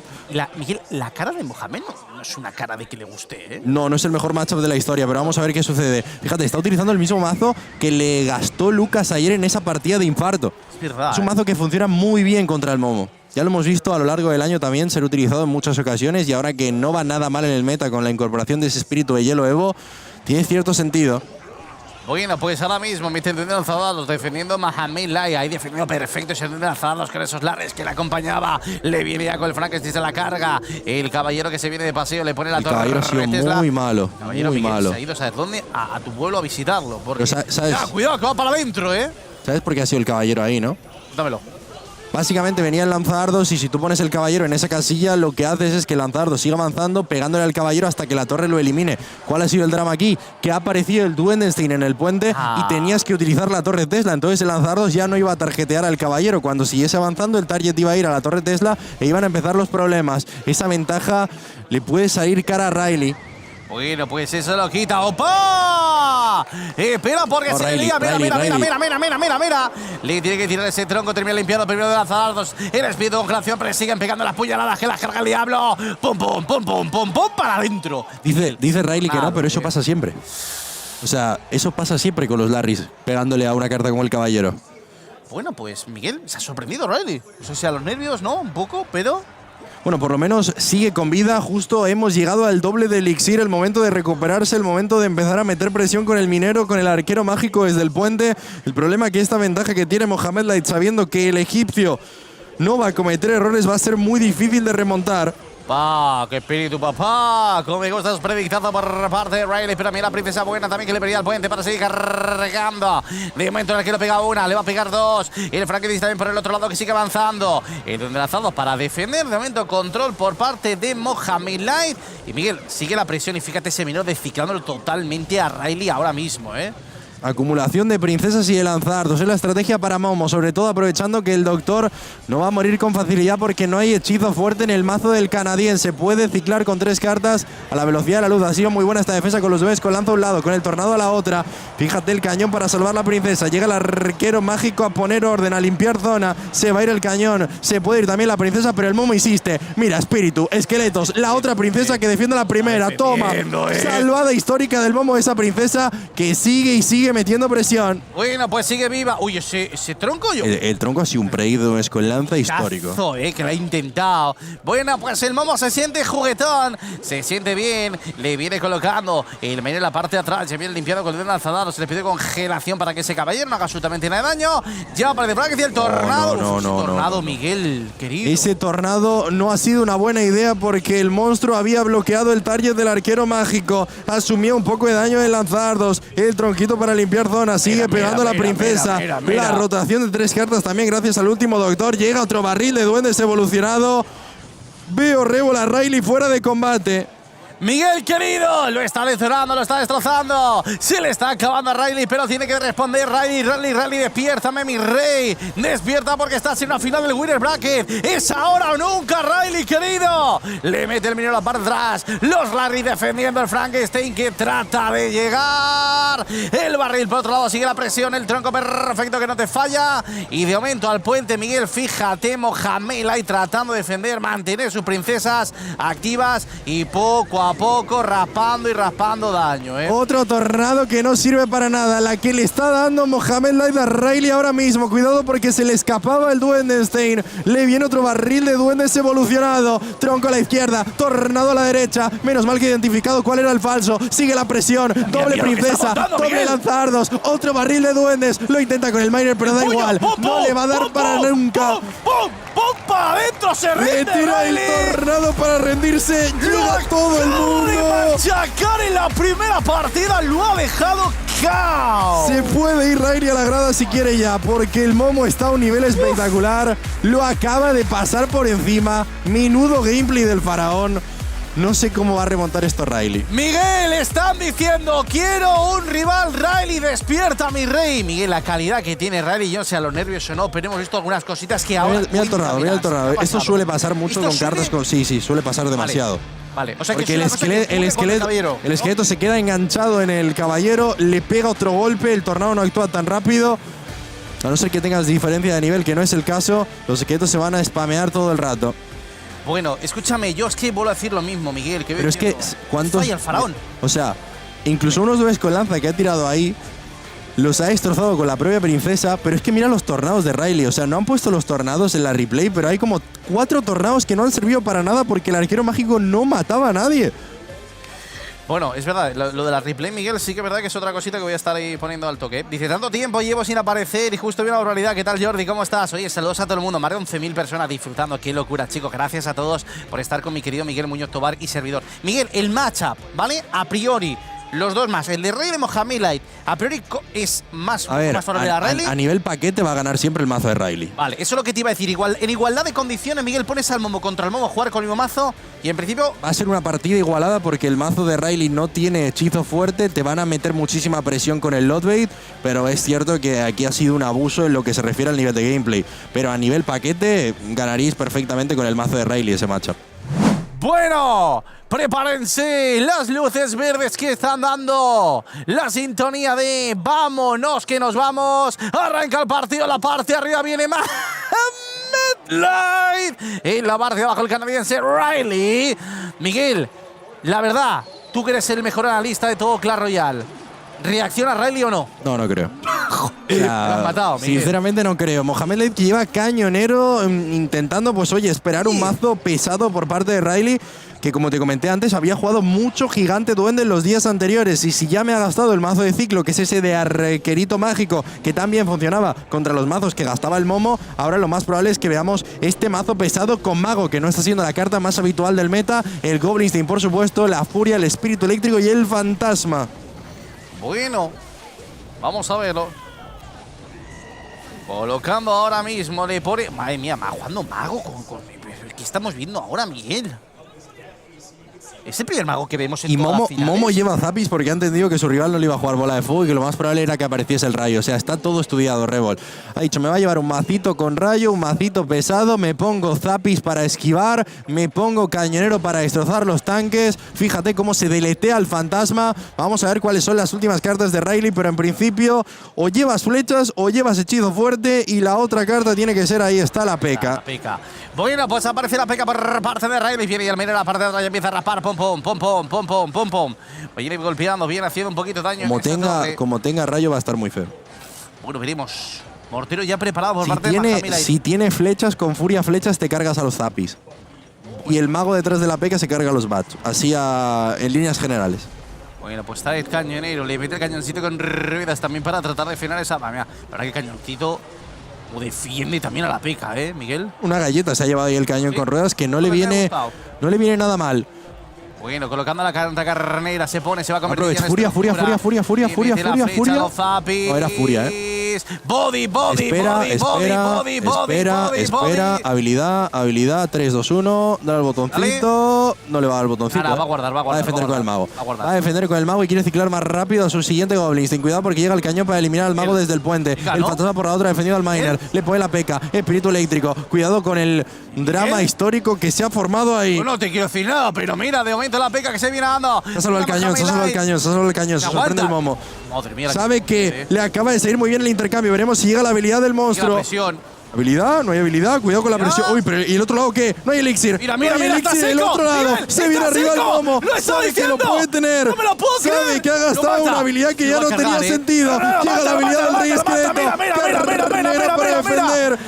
La furia la acaba de Da igual porque el cañón va a seguir avanzando. Sigue la presión con los murciélagos. Se le escapa el cañoncito. Viene a gastar las flechas. Otro mortero. Se motiva el momo. Sabe que lo está sometiendo. Empieza a conectar. No hay reseteo. No hay reseteo. Llegaron los zapis a tiempo. La que le está dando. Le está literalmente machacando a Riley. ¿De dónde saliste, momo? ¿De dónde has salido?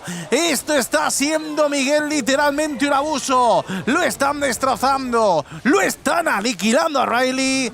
¿Dónde está mi querido Riley, Miguel? Riley ahora mismo que no se encuentra. Revol Torre, menos de 500 puntos. Le mete el espíritu eléctrico perfecto para intentar seguir aguantando. Viene la peca desde atrás. Riley, te va a quedar una. Y tampoco sé si darte una posibilidad de ganar la partida porque el momo se lanza al otro lado con el rey esqueleto. Con el minero. Con esa pandilla de duendes. Recibiendo mucho daño. El mago que no puede con todo el mundo. Le va a igualar el daño en las torres. La peca que sin evolución se cae. Acaba de fallar la furia Riley. Se la acaba de tirar la torre. Está out, Está out, Miguel, está out, es que no está out.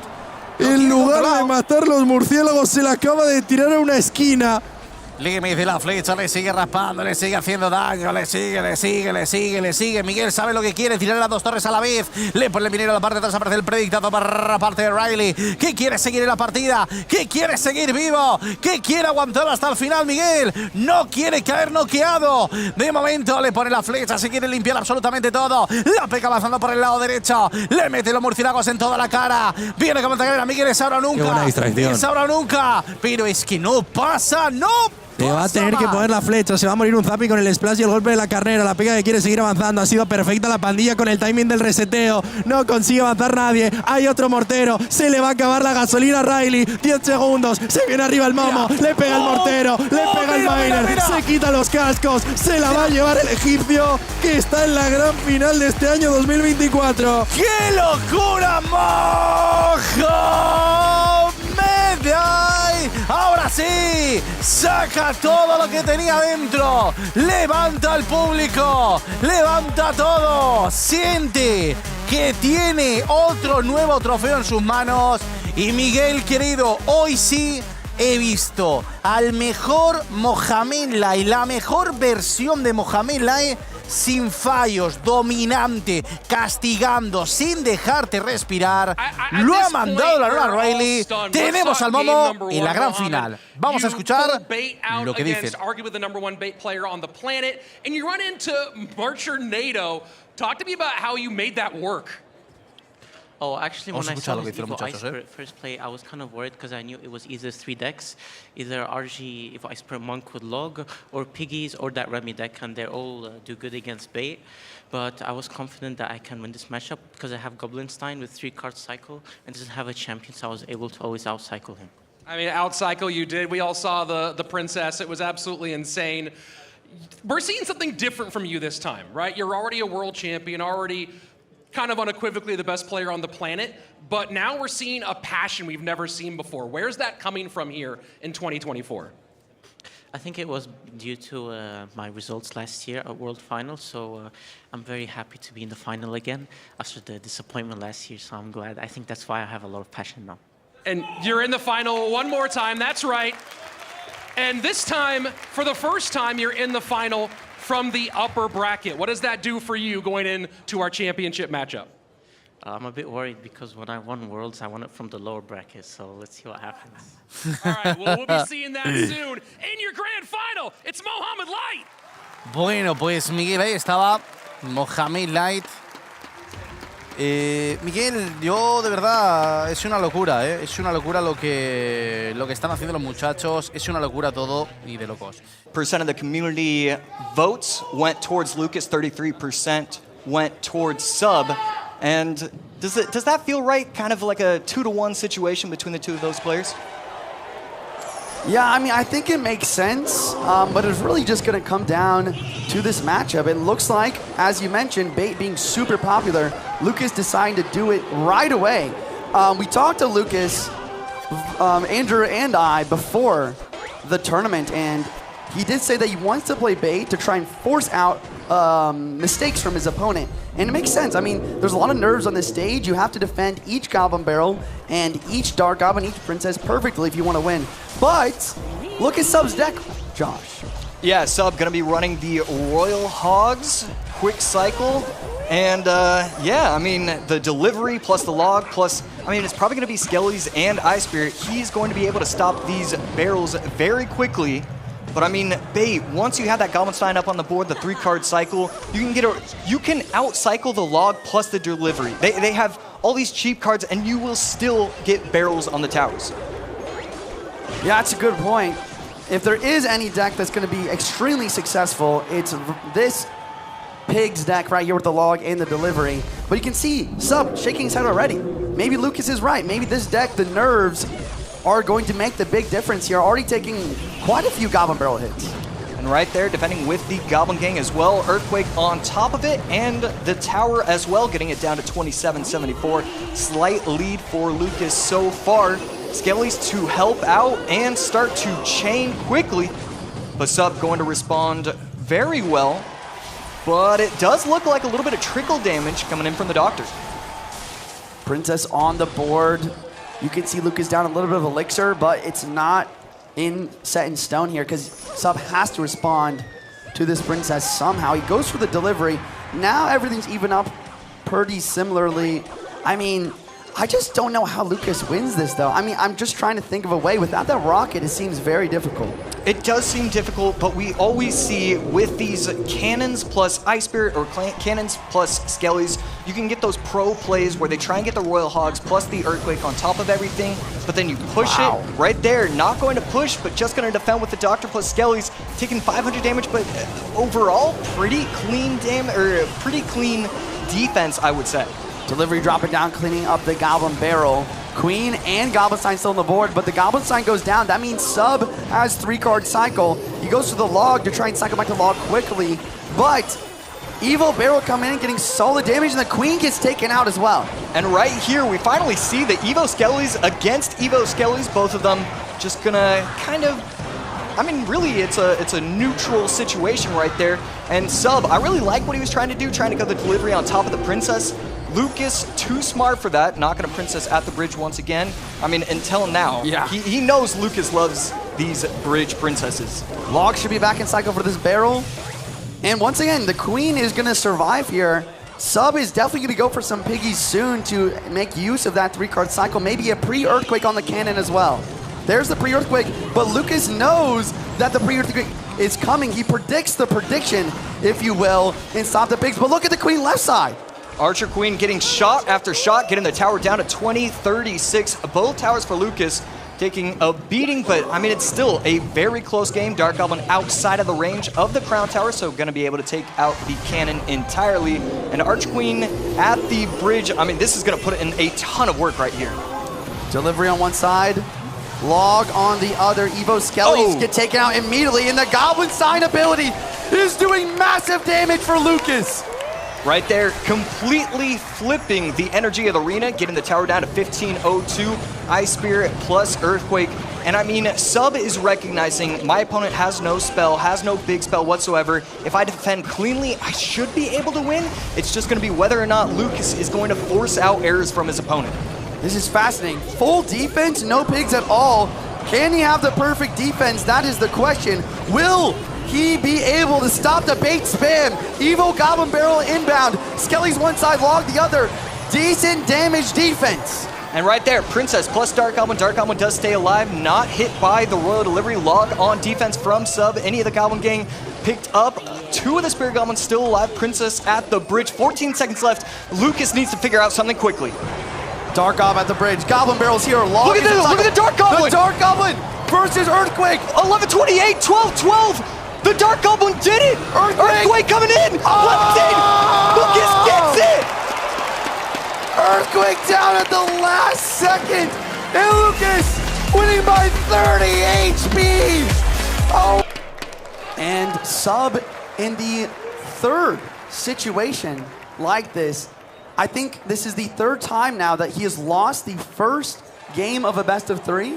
The question is, can he do it again? Can he reverse sweep and get a couple more wins to secure himself a continuation in this World Finals? Lucas cycling the Zap, plus the Miner Sub going with the Skeleton Dragons so far throughout this tournament. As soon as you see the Skeleton Dragons, as soon as you see the cage, you figure it's probably going to be Lava. Lucas on the other side. I mean, is it Loon? We see a chuckle, we see a smile. Is this exactly what Lucas was hoping for? I think it might be. It looks like he's playing... Is he pumped? I think he's playing Pompeo Balloon. I saw him on his Rally PI. He likes to use it. And he has the Inferno Dragon for the Lava Hound. That's why Lucas is smiling here. This is a Pompeo Loon versus a Lava Balloon, I believe. This is a very fascinating matchup. Pompeo in the crowd. Let's see if you can make him proud.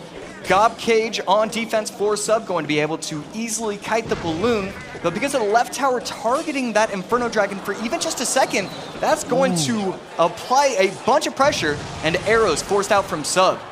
Ice Golem with the bridge in front of the Mega Minion just to tank a little bit, try and force out some sort of response. Miner's well to tank for the Mega Minion, just a little bit of a push, but it does require a hefty response. I like how Lucas just took advantage of this opportunity because he knows that Lava is not built for those cheap defenses, forcing out lots of elixir from Sub and getting good damage. Yeah, I mean, Ice Golem basically becomes that kind of like third win condition because you're always forcing out either the Bomber or the guards, otherwise it's going to chip away at the tower, get 400 HP worth of damage, and Lucas's defenses are always going to be relatively easy. The Inferno Dragon is going to clean up the lavas. It's just whether or not he can defend before Sub gets those lightnings out. And no, it's going to be Fireball, and that's a value Fireball catching the Mega Minion.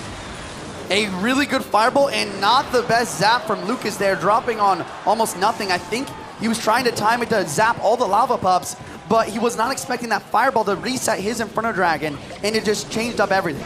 And right there, Lucas probably going to set himself up with the Ice Golem in front. No Ice Golem Miner in the back. Hopefully, instead, just going in with the Fireball.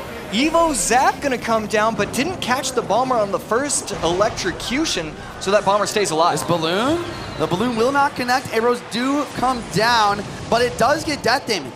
And sometimes that's what Pompeo Balloon is all about. Sometimes you're just continually cycling those balloons, getting that death damage, and resetting for the defense. Cycling the Inferno Dragon, you want them on the board. It's not always just Inferno Dragon on top of the lava. You're just trying to get as many of them up as you can.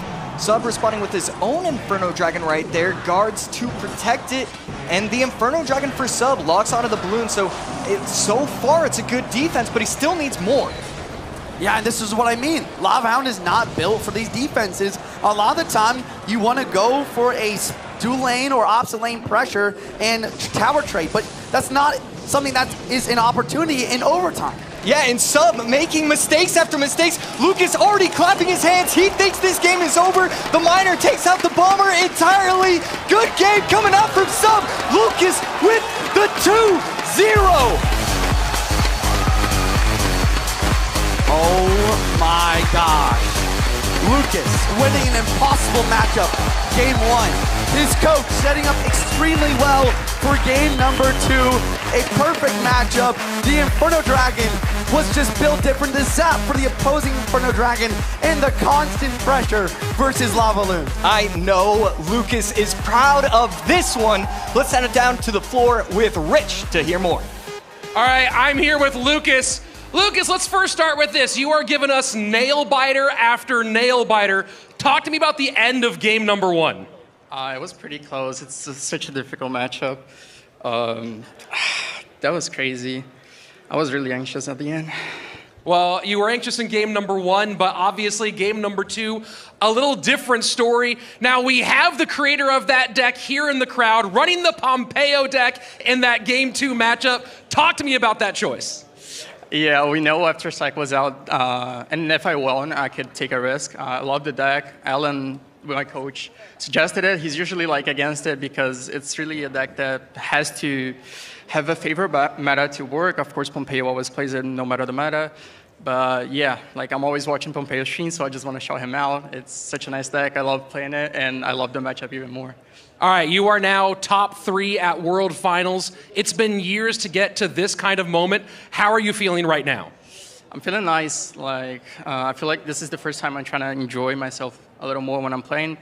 The other times I was trying to like just mentalize because I always had very good regular seasons. I was trying to mentalize like, oh, I need to win, and this time I'm just trying to enjoy, just trying to have fun. And I'm really happy that I made it so far, and of course I want to win.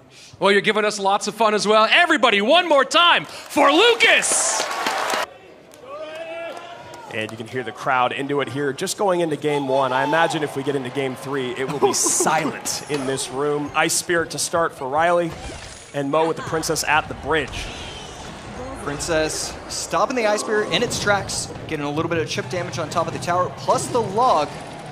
And Riley could be going back to the minor Marcher. Yeah, that deck has been really, really solid this weekend. And looking like it, seeing the Evo Knight come out here. Evo Knight plus Evo Ice Spirit. Ice Spirit, one of the strongest defensive Evos in the game as that Magic Archer comes down in the back. And what's really fascinating about this matchup is there is no big spell for Mohamed Light. So how do you take care of the Magic Archers that Riley's going to place? And if a Magic Archer does ever get a connection at the bridge, how do you stop it? And Molite, the way he just kind of carries himself, Riley, we heard it in the interview where, oh, how'd you know you were going to win? Well, when he played the first Goblin Barrel with Mo, he played the Goblin Barrel, no smile, no look up, no nothing. Riley just locked in and focused. And Riley does have the Tesla. You can see there, Mo not happy about something. Not exactly sure if it was the placement or what, but doesn't get a lot out of it. Goblinstein does get on tower, not going to go for the ability. 21-62 to 2 very healthy towers for Mohamed Light. Yeah, it really felt like Riley got a value log, was able to get the Goblin Barrel plus a little bit of damage on top of the Doctor and the Dark Goblin, and still his tower just lost 850 HP. Everything that could go right went right, and he still got tons of damage. Oh! And the NATO doesn't kill all the Skellies. And both of them surprised by this interaction because it should have done it. Now log has to be used on the right-hand side. Goblins to the real Goblins to the left, and a great connection from Mohamed Light. Dark Goblin getting chip damage on chip damage, getting the tower down to 2048, and that is a tough interaction to happen to you. You see it once a month, and people are complaining on Twitter. There's no time to complain. You just have to focus up and recenter yourself. Exactly. You see Riley kind of shaking his head there. He's played through adversity so far in this tournament. Again, I've said this on stage, off stage, probably too much. Memory of a goldfish, and Riley needs to move on past this and just recognize a little mistake early on against Bait doesn't mean the game's over. And right there, defending cleanly with the Ice Spirit, but Mohamed Light 2 steps ahead, getting the Princess chip damage, and Riley going to respond with his Magic Archer of his own, finally getting just a little bit of damage on that left side. Yeah, what a brilliant play by Mohamed Light. He goes barrel to the side, knowing troops are going to come out, then goes Princess to the bridge, knowing those troops are going to get on top, or going to get the Princess is going to get on top of those troops for just a little bit more chip damage, and that's what we talk about him just thinking 85 steps in the future. Yeah, and these Princesses are scary. Ice Spirit able to make the full-on jump. NATO is going to stop him for a second, but still going to get 2 stabs on top of the tower. 19-22, 18-21. Mo's lowest tower is 26-86. This game is about as clean as it can get for the Pharaoh. And right there, Magic Archer not doing its job. Princess on the left, fully staying alive. Log should be able to stop nothing because the Princess stops walking. Mo looking for something with that. Log doesn't hit it, but the tower, 1763. Another Princess comes down. Magic Archer to snipe. Nice placement there from Riley. And it's clear that Riley has a lot of practice in this because Rich Teslas are exactly how you want to win this. And Mo, again, stopping. Every time Riley thinks he's one step ahead, it's just not the case. Mo protecting everything beautifully. I mean, this is the Mohamed Light effect in full force. Doctor getting more damage on that left-hand tower. Evo Skelly's popping off on the right. Magic Archer comes down. Wow. Perfect defense right there. Log taking out fully the right side. Wow! And Princess, oh my goodness. On the predict. Knowing spears are going to come out, he places the Princess a few tiles away from the bridge, and that is just next level, AC. And right there, great timing from the Doctor with Mohamed Light. Ice Spirit not going to be enough to take out the Dark Goblin just yet. Getting a little bit of value on top of the Knight, and will that third take it out? And it does. But Mo Light, I know that next card that's coming down is going to be a Princess. NATO in, Miner in, barrel to the right-hand side. Princess up high, nice catch. 1286, 1287er, Riley's 2 towers. Man, this is peak Clash Royale. 30 seconds left, Log coming down on the left, NATO on the right. 2 Princesses, Dark Goblin, 2 Dark Goblins, Doctor up. What is Riley going to do? Look at this map domination now. Barrel on the left-hand side. Riley knows it's over. And Mo has won game number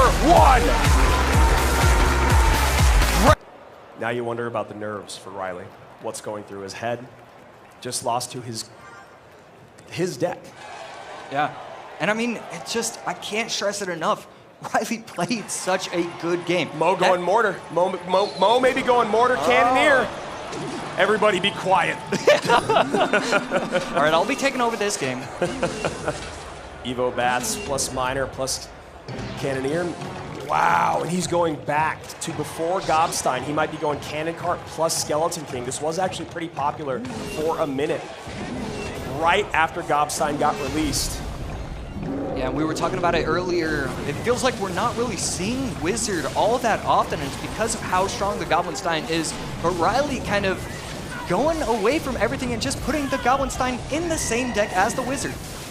And Zappy's there, and this is such a fascinating construction of this deck, AC. You can see Riley going, what are those Zappies doing in this deck? Now you have the Mortar, you have the Cannoneer once the wheels fall off, you have the Zappies to stun and slow this Ram Rider, and this is a lot of trouble, an uphill battle, if you will, for Riley. Yeah, perfect timing right there. Ghost gets that one swing on top of the 0.5 HP cannon. Cart, there we go, there cannon cart, and right there, Riley gonna set up with the P.E.K.K.A, and I think that's what you gotta do. You need to set up your P.E.K.K.As in order to have a shot. And what's going to be also very interesting about this matchup is if those Evo Bats do pop off, that Rage will not be enough to take care of them. Obviously, the Goblinstein ability will, and so will the Wizard. But the normal response to Bats in the E-Spirit and that Rage will not be enough.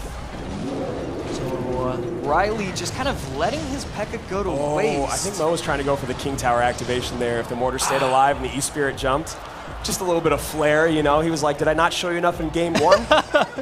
Oh, you want more? Okay, I can deliver. And right there, value arrows, and right there, wow. Any of the Zappies on top, they stop the Ram Rider dead in its tracks. The density of the Skeleton King there just completely blocking up the lane. I mean, it's something that we don't talk about a ton in Clash Royale, but the density of units, the thickness, if you will, that's the 2 C's thick, will stop them at the bridge or stop them as they're charging. P.E.K.K.A trying to go to work, not going to be the case, and it almost takes out the cannon cart. Instead, it gets just starts going for the skellies, and the P.E.K.K.A's still alive somehow, but so is the cannon cart. The cannon cart's still kind of healthy. The Zappy's resetting it. Now he goes Skeleton King opposite lane. Gonna have a bunch of souls there. Mo sitting there pumping his fist. He knows this game is on the line right now. Riley's low in elixir. Yeah, he's going to probably activate the king. What's he gonna do? He has nothing. That cannon cart is still alive opposite lane.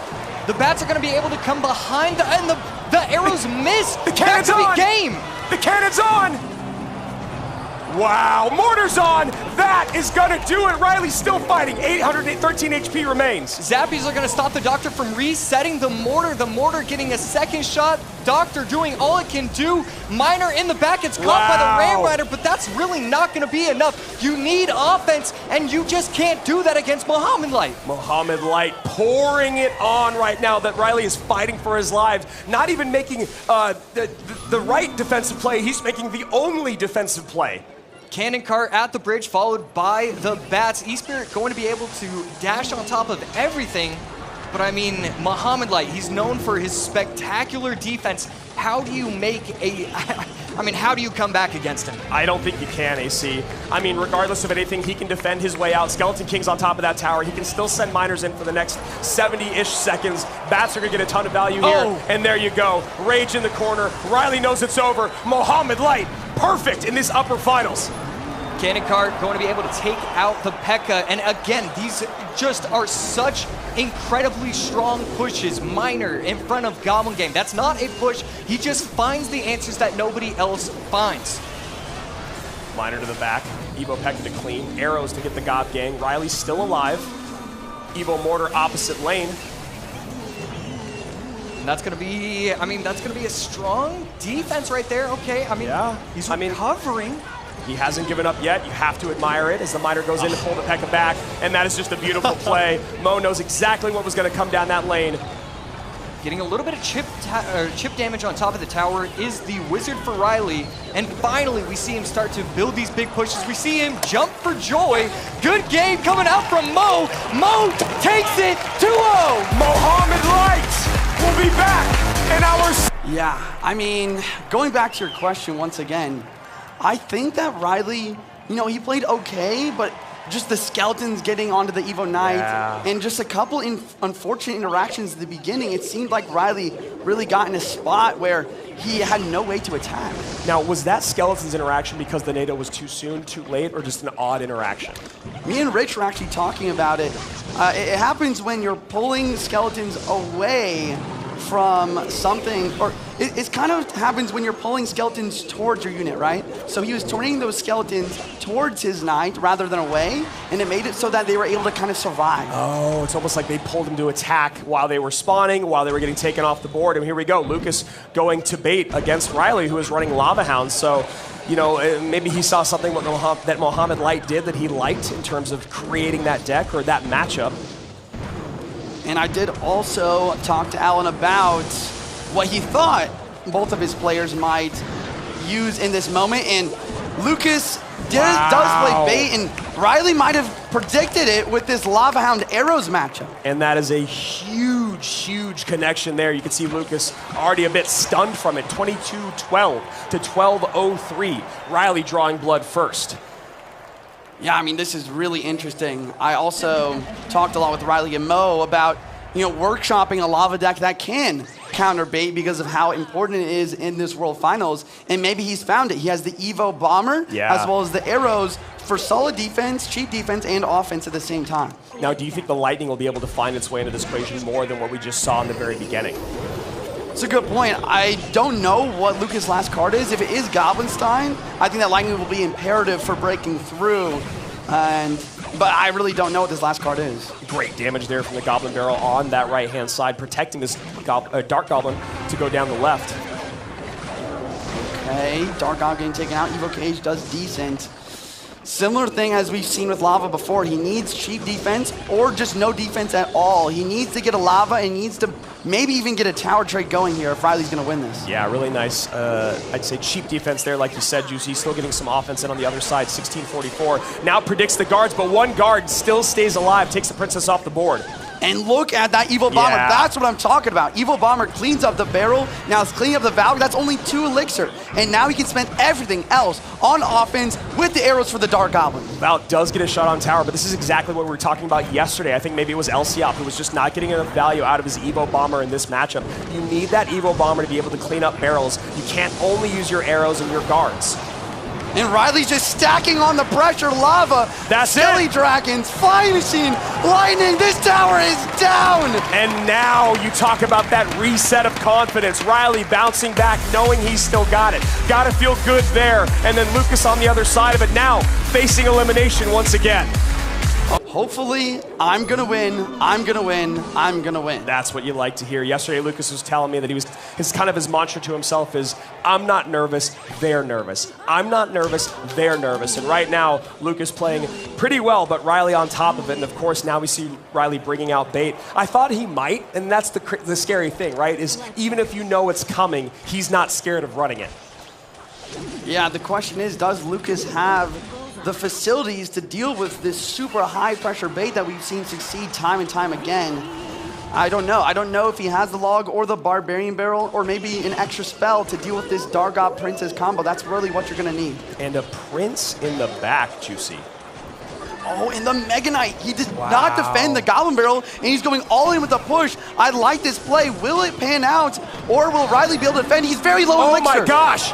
Oh my gosh, Mega Knight on the tower. Knight there to take, Prince there to take care of the Valkyrie. Royal Ghost opposite lane. Damage in on the left, damage in on the right. Lucas taking control. Game cleaning up. We have a curse There's plus the arrows. First. And he goes, all right, well, one day this curse is going to work out for somebody. Wow. I mean, I love Lucas' deck, though. This is great. You have the arrows for the Princess, the Dark Gob. Very similar to last matchup, actually. And then, of course, the curse is going to be very good versus Gang as well. And that Mega Knight will apply so much pressure in front of the Prince. So, Juicy, this is your stream. You're 20 seconds away from double time, or overtime, double elixir. Wow, I've done this for 7 years. What is your thought on this matchup? Yeah, I got to give it to Lucas with the arrows, with the Mega Knight, with that curse. But we know Riley is the best log bait player in the world. If there's anyone that can make it happen, it's him. So Riley going to have to do some innovation here as Lucas goes to take out that Princess. AQ on the opposite lane does still have her charge, takes out the Goblin Gang here, and sets up an Evo MK in the back as this Archer Queen should be completely defended. Queen rolling through to try to set up some defense and have some DPS for this Evo Mega Knight. I think Riley also has Evo Valkyrie in cycle, but this Evo Mega Knight is a force to be reckoned with either way. And again, Lucas going with a very, very cheap, call it a defense if you want, takes a bunch of damage, 16, 12, 18, 88, as this push on Riley's side of the board dies on the vine. 979 though, Riley's lowest tower.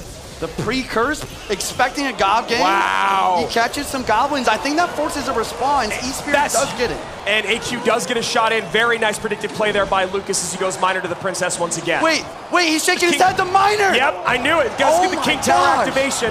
And he needed to go one tile to the right there. And there's the barrel yet again. Riley down damage, but in a decent situation. Yeah. Can he bring it back without a big spell? And that King Tower activation is going to be so helpful against the MK and the Prince as they come across the board. Oh! And you can see Riley shocked by that interaction. Juicy's got his hands on his head.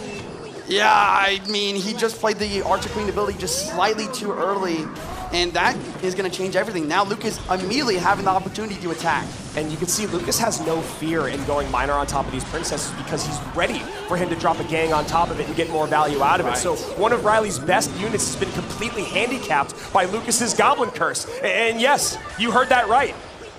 Yeah, I mean, I talk about this when I play Mega Draft a lot. Sometimes a card doesn't need to be played to get value. Sometimes it only needs to prevent your opponent from playing the card they need to defend. That's brilliant, the scare factor of the card being there, and that is why Lucas has been, like I said, very, very willing to get on top of those Princesses with the Miner. Obviously wishes he didn't activate King Tower, but not the end of the world. Icebeard dropping down defense versus the barrel. These barrels are consistent damage right now. It might be possible for the comeback as we head into triple. Royal Ghost on the right-hand tower. Miner on the left. Royal Ghost gets another shot in. Royal Ghost plus AQ to clean.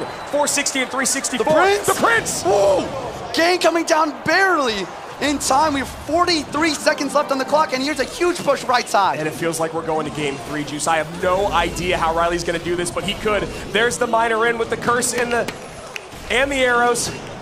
Gang on defense. A curse on offense yet again with 3-card cycle. Miner, arrows, curse. He calls the game. Lucas taking game number 2. We are going to game number 3. Lucas and Riley. Good luck from Lucas. Riley's locked in. Ice Spirit at the bridge. Bats to defend. So Evo Ice Spirit and Evo Bats. I mean, seeing Bats from Lucas makes me think it's a Mortar type of deck. And Riley with Ice Spirit and Goblins. Oh, wait, no. Is Lucas playing Lumber Loot right now? That is truly wild. Yeah, you see that Lumberjack come out with the Evo Bats. There's the Heal Spirit, and Juice, that is the second time we've seen Lucas rock the Heal Spirit, and the first time was with great success. Yeah, we'll see if he can replicate that as we start to see a little bit more of his deck. Riley with a little bit of a more standard deck. I still am guessing at what kind of win conditions we're going to see here. I know. I mean, Riley looking like he has pieces of what could be a Mortar deck, but obviously we're at World Finals. We've seen a lot of different things here throughout the weekend. And then, yeah, Lucas with the Lumberjack, and there's the Mortar from Riley. And I mean, could it be Lumberjack with RG? I mean, you saw how well RG was, you know, yesterday, and there it is. RG comes down.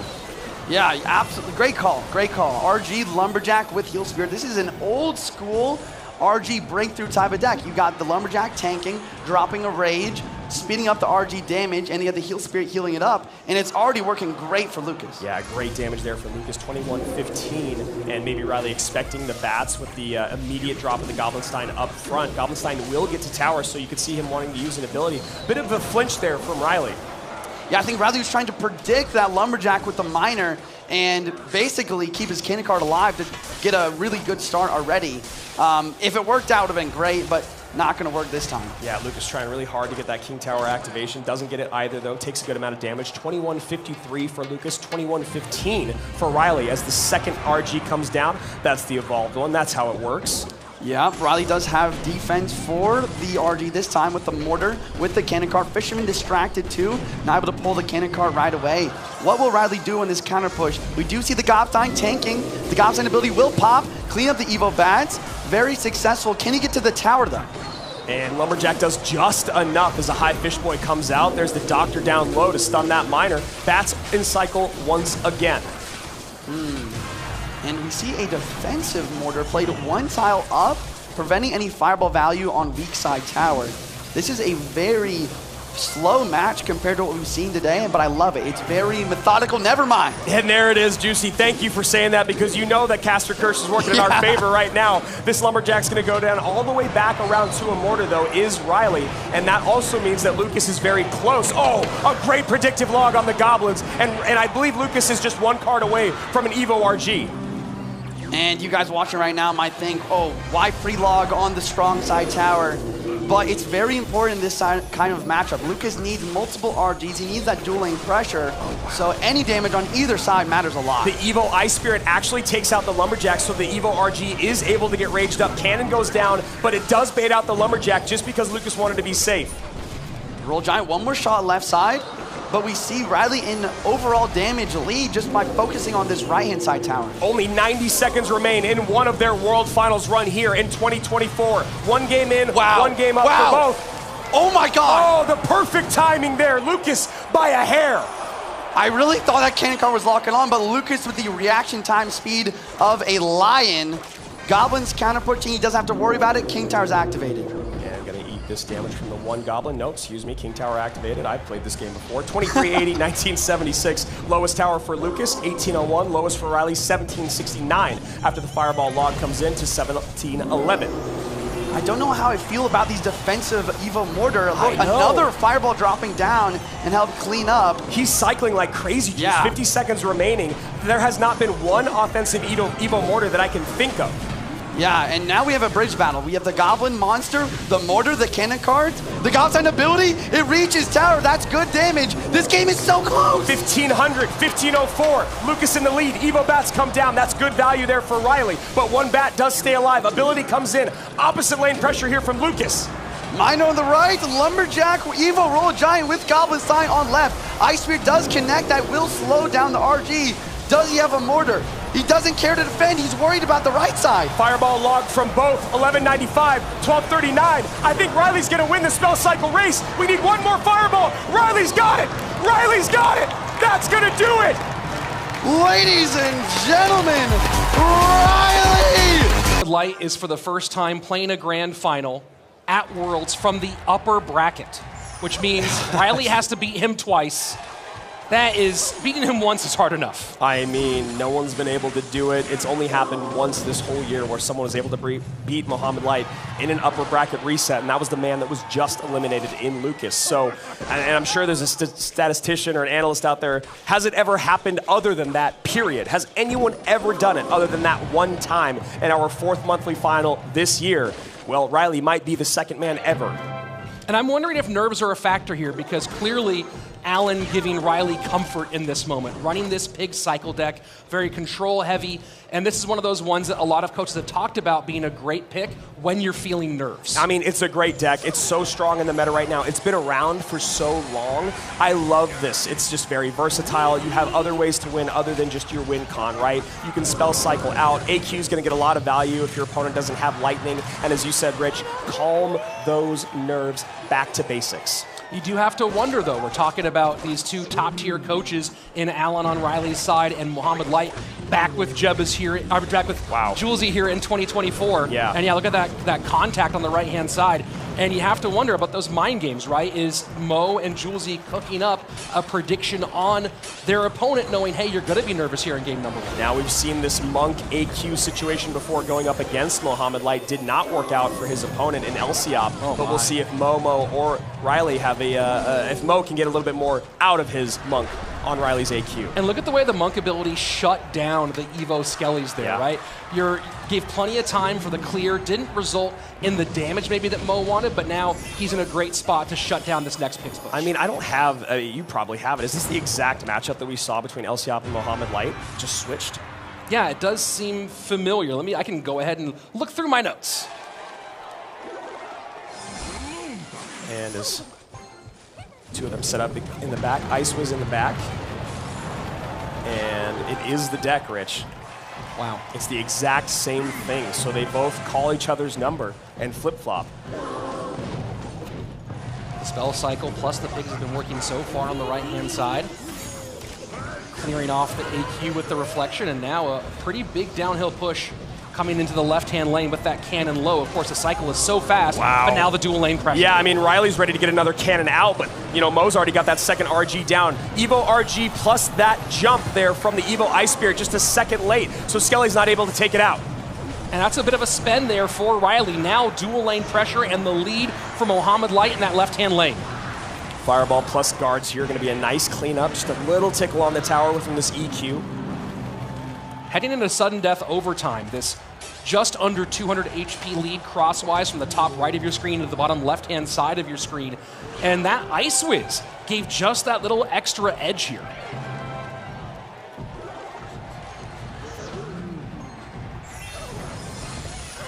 And a little bit of a slow pause here as both these guys trying to create a little bit of offense, but still trying to feel each other out with 90 seconds remaining here in our first game of our grand finals. And are we going left to right? Here we go. We are. Piggy's right into an Evo RG. Evo Ice Spirit in to stop. Fireball, admittedly late just because of the situation, but look at this Evo RG on the right-hand side. Log trying to push back, not going to be enough. Gets one, will it get a second one? And this damage in both lanes is dramatic. That is huge. The cannon just a second late, and now nothing on top of the Ice Wizard. Ice Wizard putting in some DPS, and Mo goes, wow, that is the last thing I ever expected you to do. Yeah, you see the look on his face. That Ice Wiz just pushing to the outside, getting around the Royal Giant with nothing else to target. Here we go.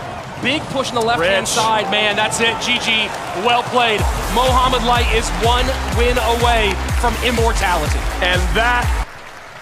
And maybe one of the biggest differences in a moment like this from the rest of the year as we play remotely throughout the regular season is usually in this big moment, you have your friends, your coaches on chat with you, cracking jokes, keeping you calm, and that's been a big part of helping Mohamed Light overcome his nerves in the past, but now he seems totally past that. The question is, how does Riley self-soothe in this situation? Look, I know that those are very nice, and there's the Evo Bomber, and I know that there's noise-canceling headphones there on both of our players, but you can feel the electricity in the room, and you can still hear those very loud cheers, and you know Riley's thinking about it as Momo goes Gobstein left-hand side. Riley looking like he's doing a throwback to 2021. Wow. And it is. It's Loon Freeze. That is what Mugi beat Mohamed Light with back in the day. You know what? If you got to take a swing, swing hard. That's right. First minute passing away, and with that little shock, Riley will pull back within about 450 HP as Mohamed Light lavas up. Balloon immediately opposite lane, Lumberjack in tow. Mohamed Light has that Evo God Cage up high. Gonna make short work of the Lumberjack, but it will still rage up this Balloon once it goes down. No! No! Oh boy. And Mo's gonna get a little bit on it with that flying machine and now create a lot of pressure. Yeah, he's got a great counter push here. Brawler goes hard on that right-hand side, flying machine on the left. And the Evo Electro Dragon just going for the one snowball plus the arrows to clear. Oh my word. And Mo knows! That's it! That's it! Oh my! Mohamed Light is gonna be our two-time world champion and consensus greatest of all time! I mean, there's still play to go. Camera, don't... Why are we pulling away? They're running the goal. There's still gameplay. Folks, what are you doing? We're still going. Mo's like, dude, I didn't win yet. And Riley can do nothing but laugh right now. 1 minute left. The room here is in shambles. I mean, it's already said and done, but that's not the way you want it to go. But it's already said and done, Rich.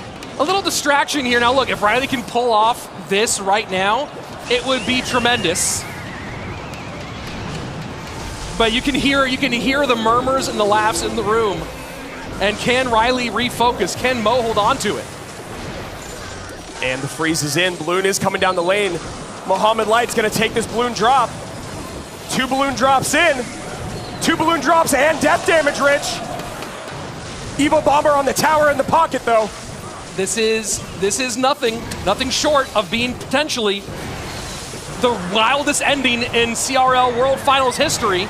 Tries to go for the Electro, cannot get it done. And now we can make it official. Throw up the lights, hit the sparks. Mohamed Light is now your 2-time world champion.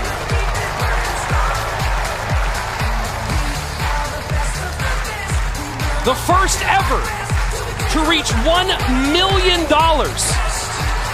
in career